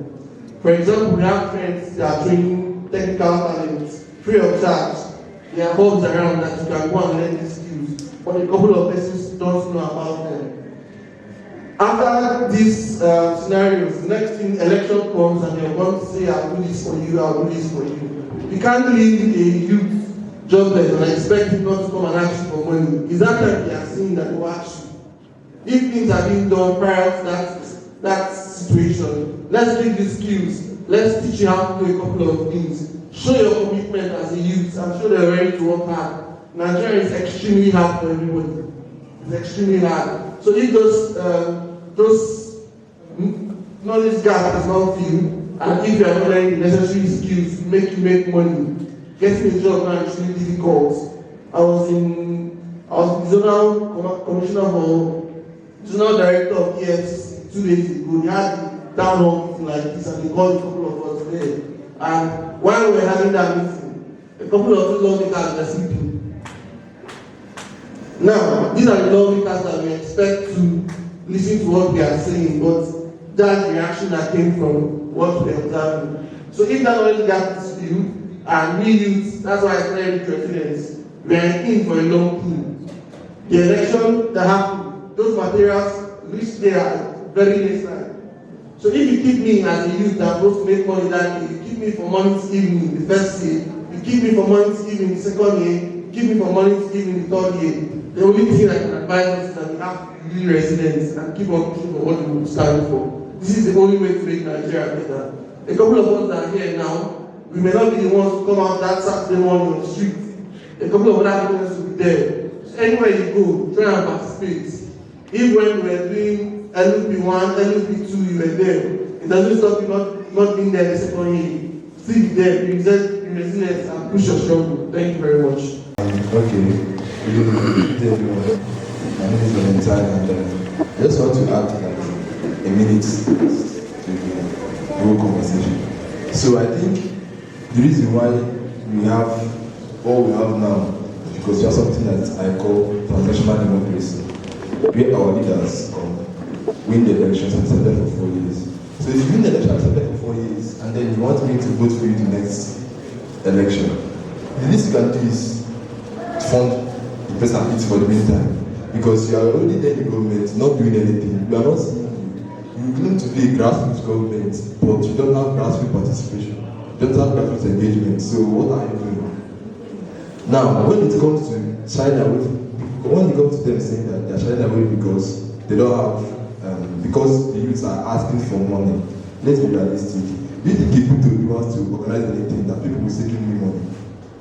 People will not, because they know that this person is really working. You have to show working. Like she came now, she said something about agents and landlords. There's already a law in place that says agency fee should not pass 10% of the house rent. But then in Enugu here, even under her jurisdiction, under her constituency, agents are collecting more than 20% or 30%. So if after this town hall meeting, then something about that one. Now we know that okay, this is the result of our town hall meeting, this is what she did. And then in the virtual meeting that she said okay that we did, if consistently she's still doing something and after each meeting something is being done, of course she wants to if you want to do a town hall meeting, even in the field, the field, because there are youths. This meeting now is it's supposed to be Enugu South, Enugu East, and I think in Kano. But look at the people that turned up. We have more than a million youths in these 3 places, and this is very poor turnout. But if we have workings over time, of course, nobody will ask for money to show up because they are the person that follow knows road. But I can say we have to show working. Put the boss to come, the whole of Enugu, and nobody will ask for a dime. So, like I said, show working and the youth will thank you. Thank you. Very much the use of Enugu is terrorism. I was expecting maybe one of you to take the microphone and speak about very much about unemployment, because they're talking about money. If you're not employed, where do you get the money to attend anything that they are calling you for? Many of our youth are redundant after schooling, after the major education, you become a graduate to who have anything to do. Although I commend the present governor of Enugu State, who took the pain of creating smart school in 264 west in the state. I'm using this video because I believe this NGO, maybe after all this town hall meeting, the people, the media men, who put my ideas with them so that they will know how to be airing this town hall meeting, so that other people that did not attend will be able to see what we are imparting on. I'm not using the media to say that smart school is good, that is building the smart school in that 265 ways in the states. At the same time, let it be part of his blueprint that after that smart school, he will face industries, factories, so that this problem of unemployment, our youth after graduation, will have somewhere to feed themselves. I thank God that he has created and made an impact to raise the internal generated revenue of the Enugu State from 4 billion to 60-something billion as of last month. It's an applause. Because of money, we are entering, because he said that what he's doing now is jogging up, that he has not entered the pitch. He's doing jogging. But when he entered the pitch, we see wonders in Enugu. We thank him. We are not telling him that the use of our eyes is still on him. The other that he will keep on doing more. After the smart school, let him enter the project of industries and factories. Do you understand this? If he's getting scared that people will sabotage or liquidate the company, let him do shareholders, so that some of the bourgeoisies will be able to buy shares in those companies. It's not just being government galore, so that they will be able to follow and checkmate the fraud that will be going in the company.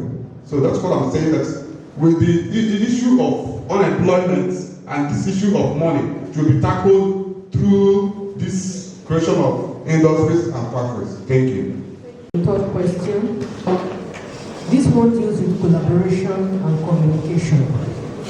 Collaboration and communication. What structures can be established to facilitate ongoing dialogue and collaboration between youths and lawmakers? So we want to hear from young people.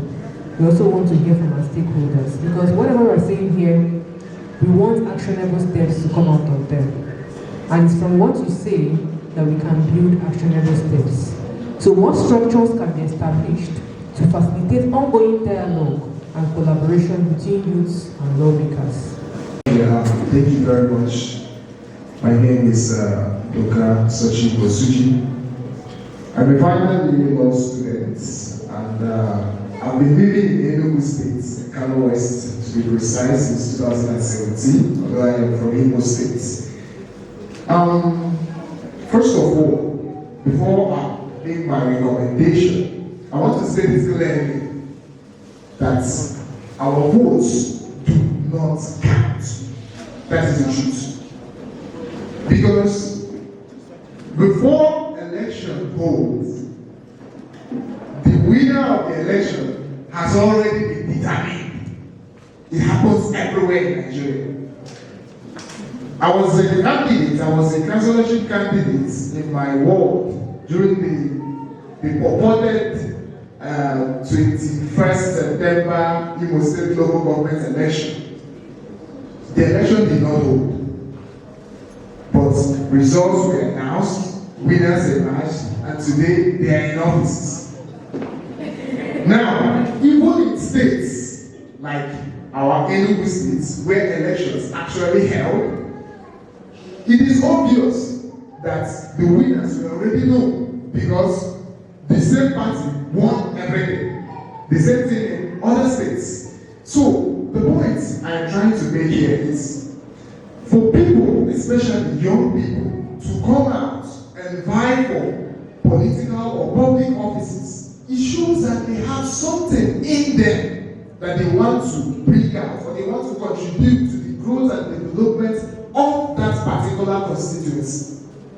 Now, if you have been chosen, like if the benevolent spirit have cracked your nuts, don't take these people as lazy people or people that do not know what they are doing or do not know how to do. Bring them in. The point I'm making is this: if you win an election, instead of that mentality of the winner takes it all, everything now belongs to your party or your friends or your cargos, those people that actually supported you or funded you during that election, try to bring in these your opponents in your government or in your administration. It will help you a lot. One, it will help reduce the kind of criticism and challenges or battles that you will be facing out there. Because when you incorporate your opponents in your, you are now asking them where you're bringing your ideas. Those things you were promising in your manifesto that you are going to do when you win, we are now together. How do we do this? Bring your idea, I'll bring my idea, this other person will bring. And you see that the state will go on peacefully. And even when the things are not being actualized or like the time frame given for the actualization of those mandates are not met, it will not be blown out of proportion. It will not be blown out of proportion. Things will work out fine. But in a situation where you discard these people, you are giving room for distractions. A whole lot of criticism will be going, and the truth is, nobody's an island. In as much as you are now the one occupying this position, you are now the one, you don't have all the knowledge, you don't have all the ideas. There are some projects or there are some things that these are things that are in your manifesto, you promised to, but you are clueless on how to go about it. So when you bring in these people, you see that you have reduced the challenge. You have reduced the challenge of fulfilling these things on your own shoulder. So this is a kind of recommendation I am making. Because the truth is, if we keep saying the issue of vote buying, there shouldn't be vote buying, this and that, our votes count, and we should not, those things are backlash. They do not move me. Because I know that our votes do not count. Whoever the powers that be have decided that he or she will occupy this position is the person that will be there, irrespective of how many people turn out on the election day to vote. That's the truth. But then, to solve this problem, let us start incorporating. If you win the election, incorporate your opponents. Bring them in. Try to get their ideas. Try to build that synergy. That is the way we can progress. This is my own opinion. Thank you. Okay, thank you for this wonderful opportunity given to me. I will first start by appreciating the organizers of this program because it's actually one of the best programs that we should have interest in. Okay, what I have in mind to say is this. First, I will start on our part. The citizens or the young people, we need to change our mindset. You know, though things have gone very bad, we've been demoralized, we've been disillusioned, especially when it comes to voting and the outcome turn out to be in the other way around. It makes you feel demoralized. But however, if we fold our hands and watch, things will keep going wrong. And if we see problems and we turn our backs to the problem, they will remain the way they are.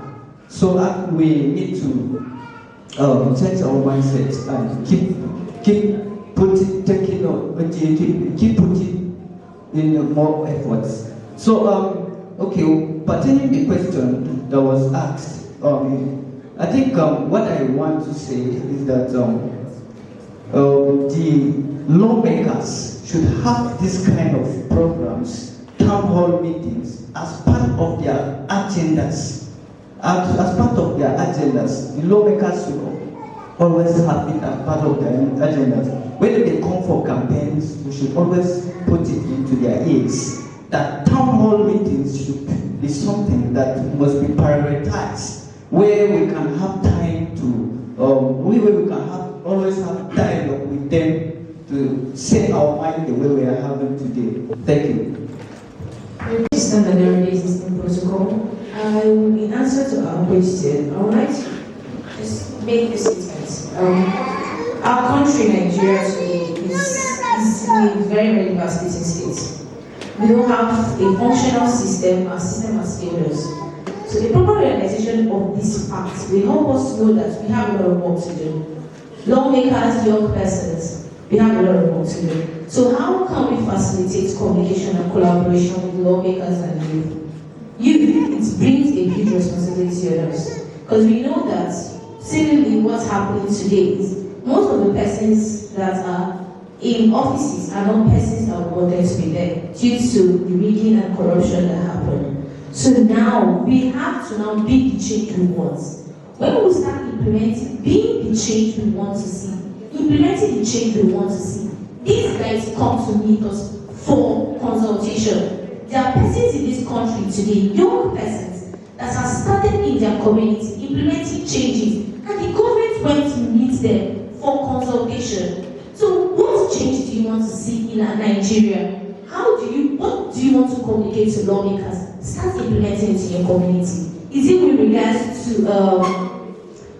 to violence among women? Start implementing it in your community. And with time, like I said, resilience, they will meet you. I will point us to the, I think it's the famous among young persons today. His name is Chelsea Sloan. Today, government go to meeting to be involved in policy making in Nigeria. And also with regards to, I'll just draw us back to the previous question that was asked. How can we address the issue of money and financial incentive? Our system has failed us, unlike other systems in the Western world. So what we have to do is we have to build ourselves. You want to be involved in policy making in Nigeria. You want to be part of policy makers in Nigeria.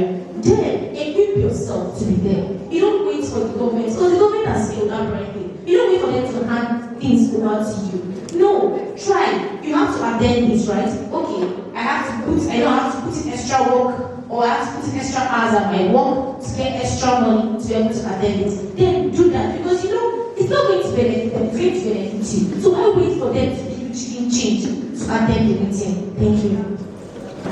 On policy and governance, what measurable outcomes can youths expect proposed or ongoing youth-focused initiatives like the Enugu Sports Development Bill? I wish our lawmakers were seated here, but we can still talk on this. What measurable outcomes can youth expect from proposed and ongoing youth-focused initiatives like the Enugu State Sports Development Bill? I remember during our key informant interview with some of the lawmakers, they told us that one of the ways they've been engaging youths is by this Enugu State Sports Development Bill that has been passed in the House, and they want to see a way to use it as a means of creating that synergy between the youths and the lawmakers to bridge the communication gap, to build their skills. I wish they were here. But if some of our stakeholders know much about this, and you young people, how do you view this bill, and what are the outcomes you expect from the proposed bill. Thank you. Thank you once again for giving me the opportunity to speak.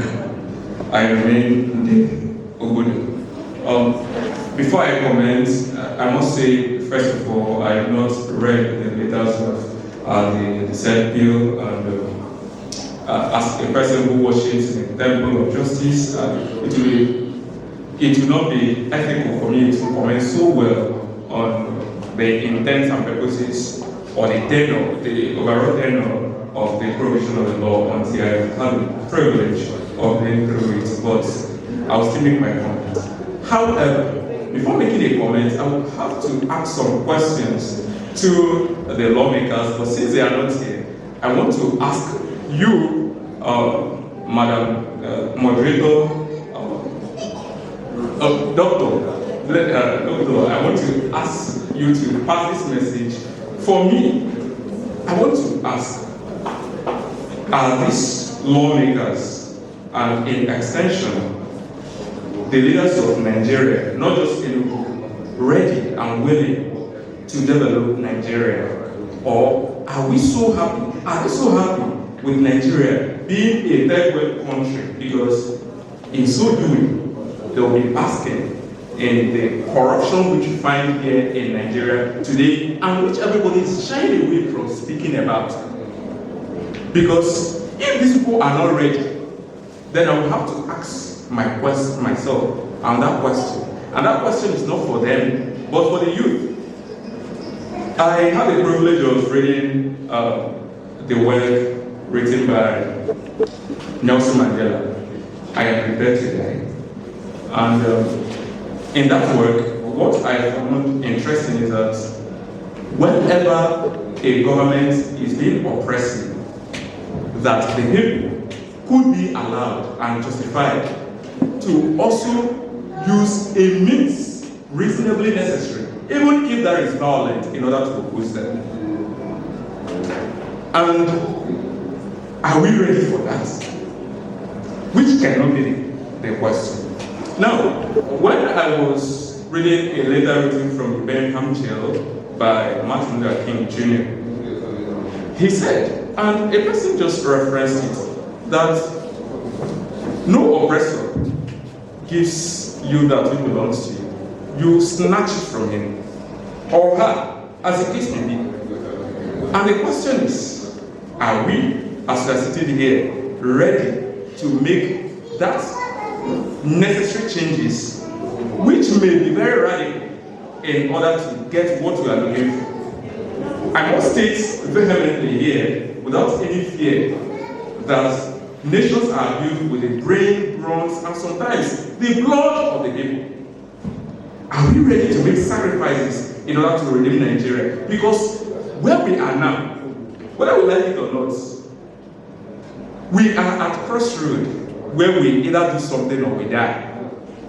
It is either we do something or we simply perish, because we can no longer live. Let us assume that an average Nigerian receives 70,000 naira as a salary in a month, and a plate of food is sold at least 1,500 naira. Tell me how an average Nigerian will survive, and the person is paying for house rent, transport, and so many other things. We see that the system cannot possibly sustain an ordinary person who does not want to indulge in corruption, which was why I said then that Nigeria is a criminogenic nation, because by everything we could see, it has actually fashioned us to be criminals. Now, with respect to the issue of the question being asked, there is nothing we could do if these people are not intentional about bringing an end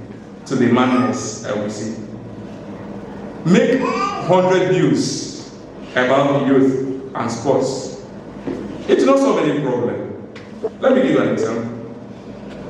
I had the privilege of indulging my community when we have an leadership election, and there were some things going on which I did not like. I never had anything to say in the community group. However, when that began, I felt impelled to say something, and I started writing.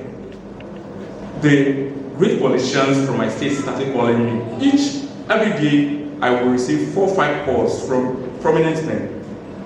One, who will be running for the office of Art Senator, representing us, called me and asked me that I must do everything possible to come back to the village and see him on a certain date. I told him that I will not be available.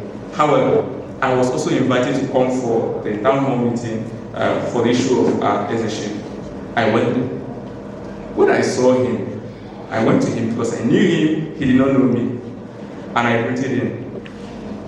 The way he responded to me, he almost slapped me like, who is this fool who's coming to have a handshake with me? And immediately thereafter, he was calling me to come and have a talk with him, not knowing that I was actually the one whom he had greeted and disdainfully spoken to. These people don't read us. We are wasting our time. I want to be sincere. I want to be sincere. The only thing I could do would be the next day when you see me, you wouldn't give me the opportunity to talk. Or, as I've always been told, I'll be arrested, maybe even shot. In fact, I even received the threats from ordinary school politics, let alone the Nigerian politics. And I am ready for that. So, if we do not ask them and make sure that they are ready for a change, and we are not ready to snatch power from them, please, we are just wasting our time. Speak all the English you want to speak. It's a novelty admission. Thank you. This is I'll be speaking English and Igbo. Oh, people are Igbos. The reason why I say so that here in China, like now, this futures of our countries is in the hands of you people. Here, parents are like a future of the family. Of any man or any woman that don't have children, that place will be like desert. Because the children that are supposed to build a house or build a family is not there. That's the reason why I say that the future of this country is in the hands of our youth. Like, if any man or your father is beating your mom, now, as a youth, you come in and see your father beating your mom in your presence. I hope you people hear that. I hope you will get away. You guys, that any other time that you raise your finger on my mom, I will not be happy with you. Due to your character and the way you are behaving, so that your father, he will not touch your mom anymore. That's the reason our leaders is doing like as they are doing now. I remember during the last election, youth come out in mass to support a political party. I was in the field that time. I'm a member of PDP. But that time you said no, that they are going to support another party. Those PDP, you people have eaten too much. You should go and sit down. Let's vote a youth or vote the capable candidates. And then they did it. No matter that after they are twice it. But if you people as a youth come out and stand, if the person has whatever he has or she has with the support of youth, that person will not go anywhere. Okay, good day everyone. My name is Aneki Emmanuel. So, based on the question you asked, for the bill that was passed for sports, engage the youth, yes, it might be a help for youth that have love for sports. But I believe that not all the youth that engage themselves in this sport like this town hall meeting now, it's a bit of help to us. At least I believe that most of us that engage in this town hall meeting now succeeded. So in this kind of town hall meeting, to be of help to the youth, for them to embrace the challenges. And what is these challenges? It can be a way of providing a skill acquisition program for the youth, and also youth empowerment for those that already have the skills, so they can foster their skills, and it will be of help for them to start making their own money and not depend on the government for these jobs. Thank you. I'm impressed in the sense that what NG SD is doing is very good in terms of creating awareness on what they use, how they should engage their lawmakers, especially from what I got they did in the South area. And there's also accountability in the sense of how do you hold your lawmakers accountable in the sense of what they do. And then the feedbacks I also got what they have done differently. Thank you so much. What we do now is to just get your feedback, not questions, not on the matters that have been discussed, but your feedback on this particular function we've had today.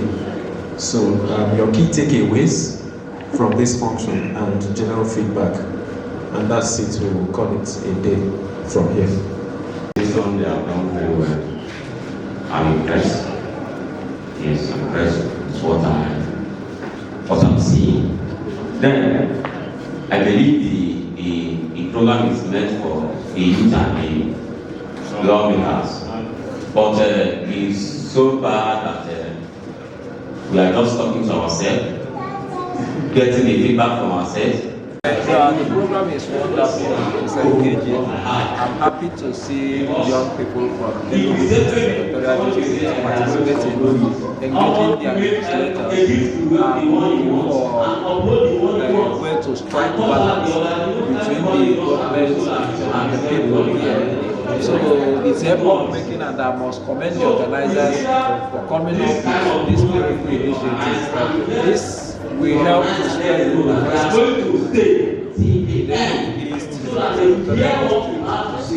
I believe that youth of this constituency will use this opportunity and use it very well, and also sustain it, not just one-off. They should continuously engage, because democracy and governance is all about the people, and it's the people that will lead that change. If the people do not involve themselves in the activities of governance, there is no how the government itself will also know the needs of the people. So I encourage the organizers to keep doing what they are doing, and I support the youth of this area district East to continue to join voices with NGOs like this to advise their legislators and also get them to listen to their plight.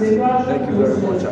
Years alone, or you keep pursuing something alone and you leave others, it will be very difficult for the change that we want to see to happen. Personally, I believe that when you work as a team, you drive home change, because if you have an idea, another person is there to help you work on that idea or to give some corrections to see that the idea drives home the change that we want to see. So my own key takeaway is, let us work together as youths, work on our mindset, work on those areas, build value, and then the change that we want to see will happen. Thank you.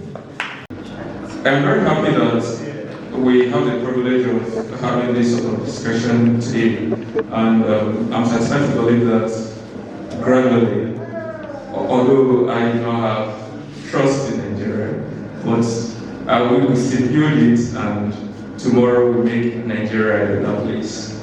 Now, I want to speak to a very sensitive issue that the Honorable Youth Leader said as my feedback.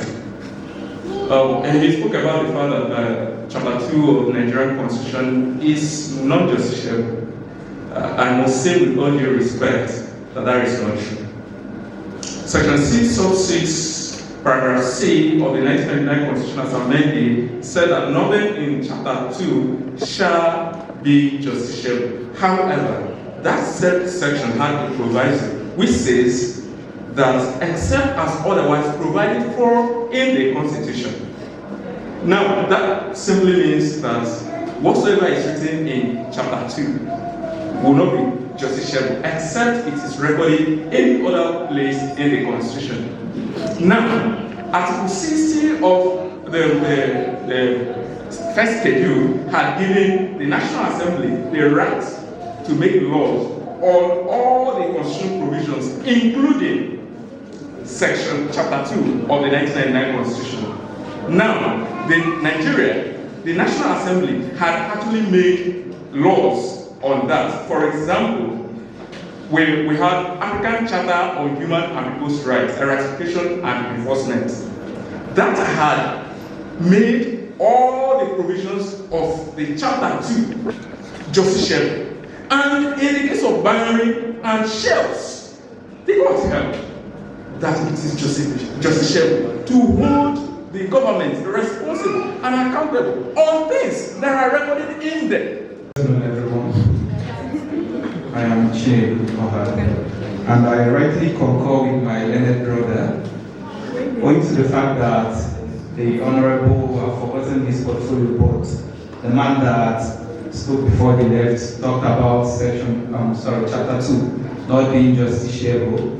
Quite alright, but then, like he rightly pointed out, that there are certain clauses or provisions that actually makes provisions for the enforcement of that particular chapter 2 of the Constitution, like the African Charter that he made mention of. And then one of the key takeaways that I would actually be going with is all about communication, because we are talking about bridging the gap, which is building trust between the youth and lawmakers.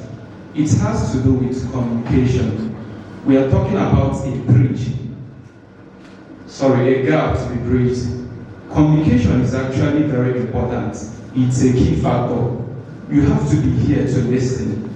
The lawmakers, they are just to hear, and then one person actually left after he was introduced, and then the second person was not even here to, take up all our views. She was just telling us about the constituency projects not being within their purview, that they can only make laws. Then what about the implementation of those laws that have been made?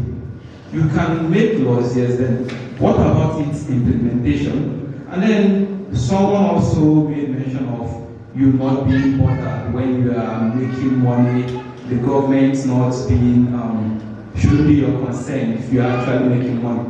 Then my question is, if you make any amount of money that you want to make, and then certain basic amenities are not available for you, just like safety, healthcare, even good roads, then what's the need of the money? They keep on talking about learning a skill. Quite alright, I'm a law graduate, I actually have a skill, I make shoes, but then again, if I actually wanted to take up shoemaking as a profession, I should have just ditched school, no need going to school. Then coming back to tell us that the government can only provide 30% jobs or whatever, that's trash. That's actually trash. I can remember during Trump's tenure, when I forgot the particular university that kind of invited him for their convocation ceremony, what he told the graduates there is that they cannot step out into the world. That's America. He was referring to America labor market. That there is a lot of opportunity for them to utilize.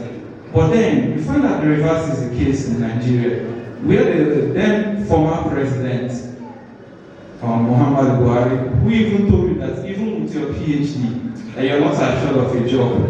This is not the type of thing that we want to, him to. And then he talking about when you are out for a protest and then you look behind you and find out that you are the only person standing there. The thing is that we have actually come to love our chair. Program is very good. Life from being educated. brought an avenue to communicate how they feel about government and how they feel about participating in elections and electoral processes. It's very important. It's also an avenue to connect with all of the young minds and beautiful minds that want to work towards the development of Nigeria. I do think is that we have all learned so well today. In fact, the youth of Enugu East Senatorial District has learned that they have a lot of work to do. Even though that our supposed persons to have this dialogue were not visibly present, I think that this kind of sessions, if possible, should be held at the conference room of the State House of Assembly. And then let us see how we can get to meet with the leaders of the House, the Speaker of the State House of Assembly, and some other leaders, to make some of this function mandatory to lawmakers if there are laws, in-house laws, that will help us hold them responsible to listen to this kind of thing we are saying. That would be very interesting and important, because I can't just imagine, like my colleagues have said here, all of us leaving everything we have to do for the day to sit down here to profile solution, and just for them to hear us out just for a few hours, even when we don't see them in their constituencies. They cannot also be here. It's very, very unfortunate.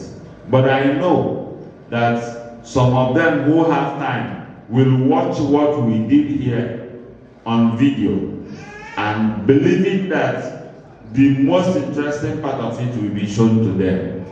Then, another thing I want to say here is, I want to plead with my honorable colleagues. If you don't know, we all here are parliamentarians. This is our own parliament. This is our own house of assembly. Someone one day said in Nigeria, if you talk, you die. If you don't talk, you die. So let's talk and die. This town hall is our own opportunity. In the National Assembly and the House of Assembly, they have clauses that help them to say whatever pleases them inside that very chamber, and nothing will be held against them. In such town halls like this, we can say it to their hearing, and we will go scot-free, because we are being covered too. Then, another plea I want to make to my learned colleague and others is, please, in a setting like this, no matter how emotional we are on a particular statement of either or not, let's try to teach with passion, not as though we are teaching people that may not be well read or something. You understand? Because I saw some reactions that I was not actually pleased with. But be that as it may, I understand that lawyers, whenever they are proving their own assertion and quoting clauses and constitution, you need to hear them clearly. I'll hand over to Ruth for closing remark, and I will be off for today. Thank you so much, everyone, for staying till this moment. I will just take the closing remark. I will bring the event to a close. Distinguished guests, esteemed lawmakers, vibrant youth leaders, representatives of various organizations, and all our participants. As we draw this remarkable town hall meeting to a close, allow me to express my heartfelt gratitude to everyone who has contributed to the success of today's event. We began this session with a shared goal to bridge the gap between youth and lawmakers, fostering trust and creating pathways for meaningful civic engagement. Through your active participation, insightful contributions, and constructive dialogue, we have taken significant steps towards achieving that vision. To our young participants, your voices today have been powerful, inspiring, and deeply reflective of the challenges and opportunities that define our times. You have shown that the youth of Enugu East Senatorial District are not only ready to lead, but also are equipped with innovative ideas and the passion to drive positive change. To our lawmakers and representatives, your presence here underscores your commitment to building an inclusive democracy. Your willingness to listen, engage, and to respond to the concerns raised today demonstrates that meaningful collaboration between youth and leadership is not only possible, but very essential. The discussion held today has been very enlightening, and the recommendations made will serve as a solid foundation for ongoing efforts to enhance civic cohesion and trust in our communities. From addressing civic apathy to promoting youth participation, we've identified critical pathways that require collective action. As we live here, let us remember that the work does not end with this meeting, it begins anew. Building trust and strengthening democratic participation is a continuous process that demands our collective resolve, perseverance, and action. I assure you that today's outcome will not merely remain words spoken, but will translate into actionable steps. We are committed to sustaining this momentum and ensuring that ideas, your feedbacks, and commitments made here will pave way for tangible progress. I extend my profound appreciation to our distinguished lawmakers for your active participation, for those who were present, as at the time when they were present, and unwavering support. To the youth organizations, the media, community leaders, and all stakeholders present, thank you for being part of this transformative initiative. As we depart, let's carry forward the spirit of collaboration and mutual respect that we've shared today. Together, we can create a society where every young voice is heard, valued, and empowered to contribute to building a better Nigeria. And we pray that as we are going back, you will guide us as we go back to our various destinations in Jesus' name. Amen. In Jesus' mighty name we pray. Thank you very much. Please, let's. Okay. Thank you very much. My name is Gideon Eze. I am the Chief Public Relations Officer, Joint National Association of Persons with Disabilities, Jonathan Enugu State Chapter. And I am here today to represent our state chairman, Comrade Onyebuchi Mba.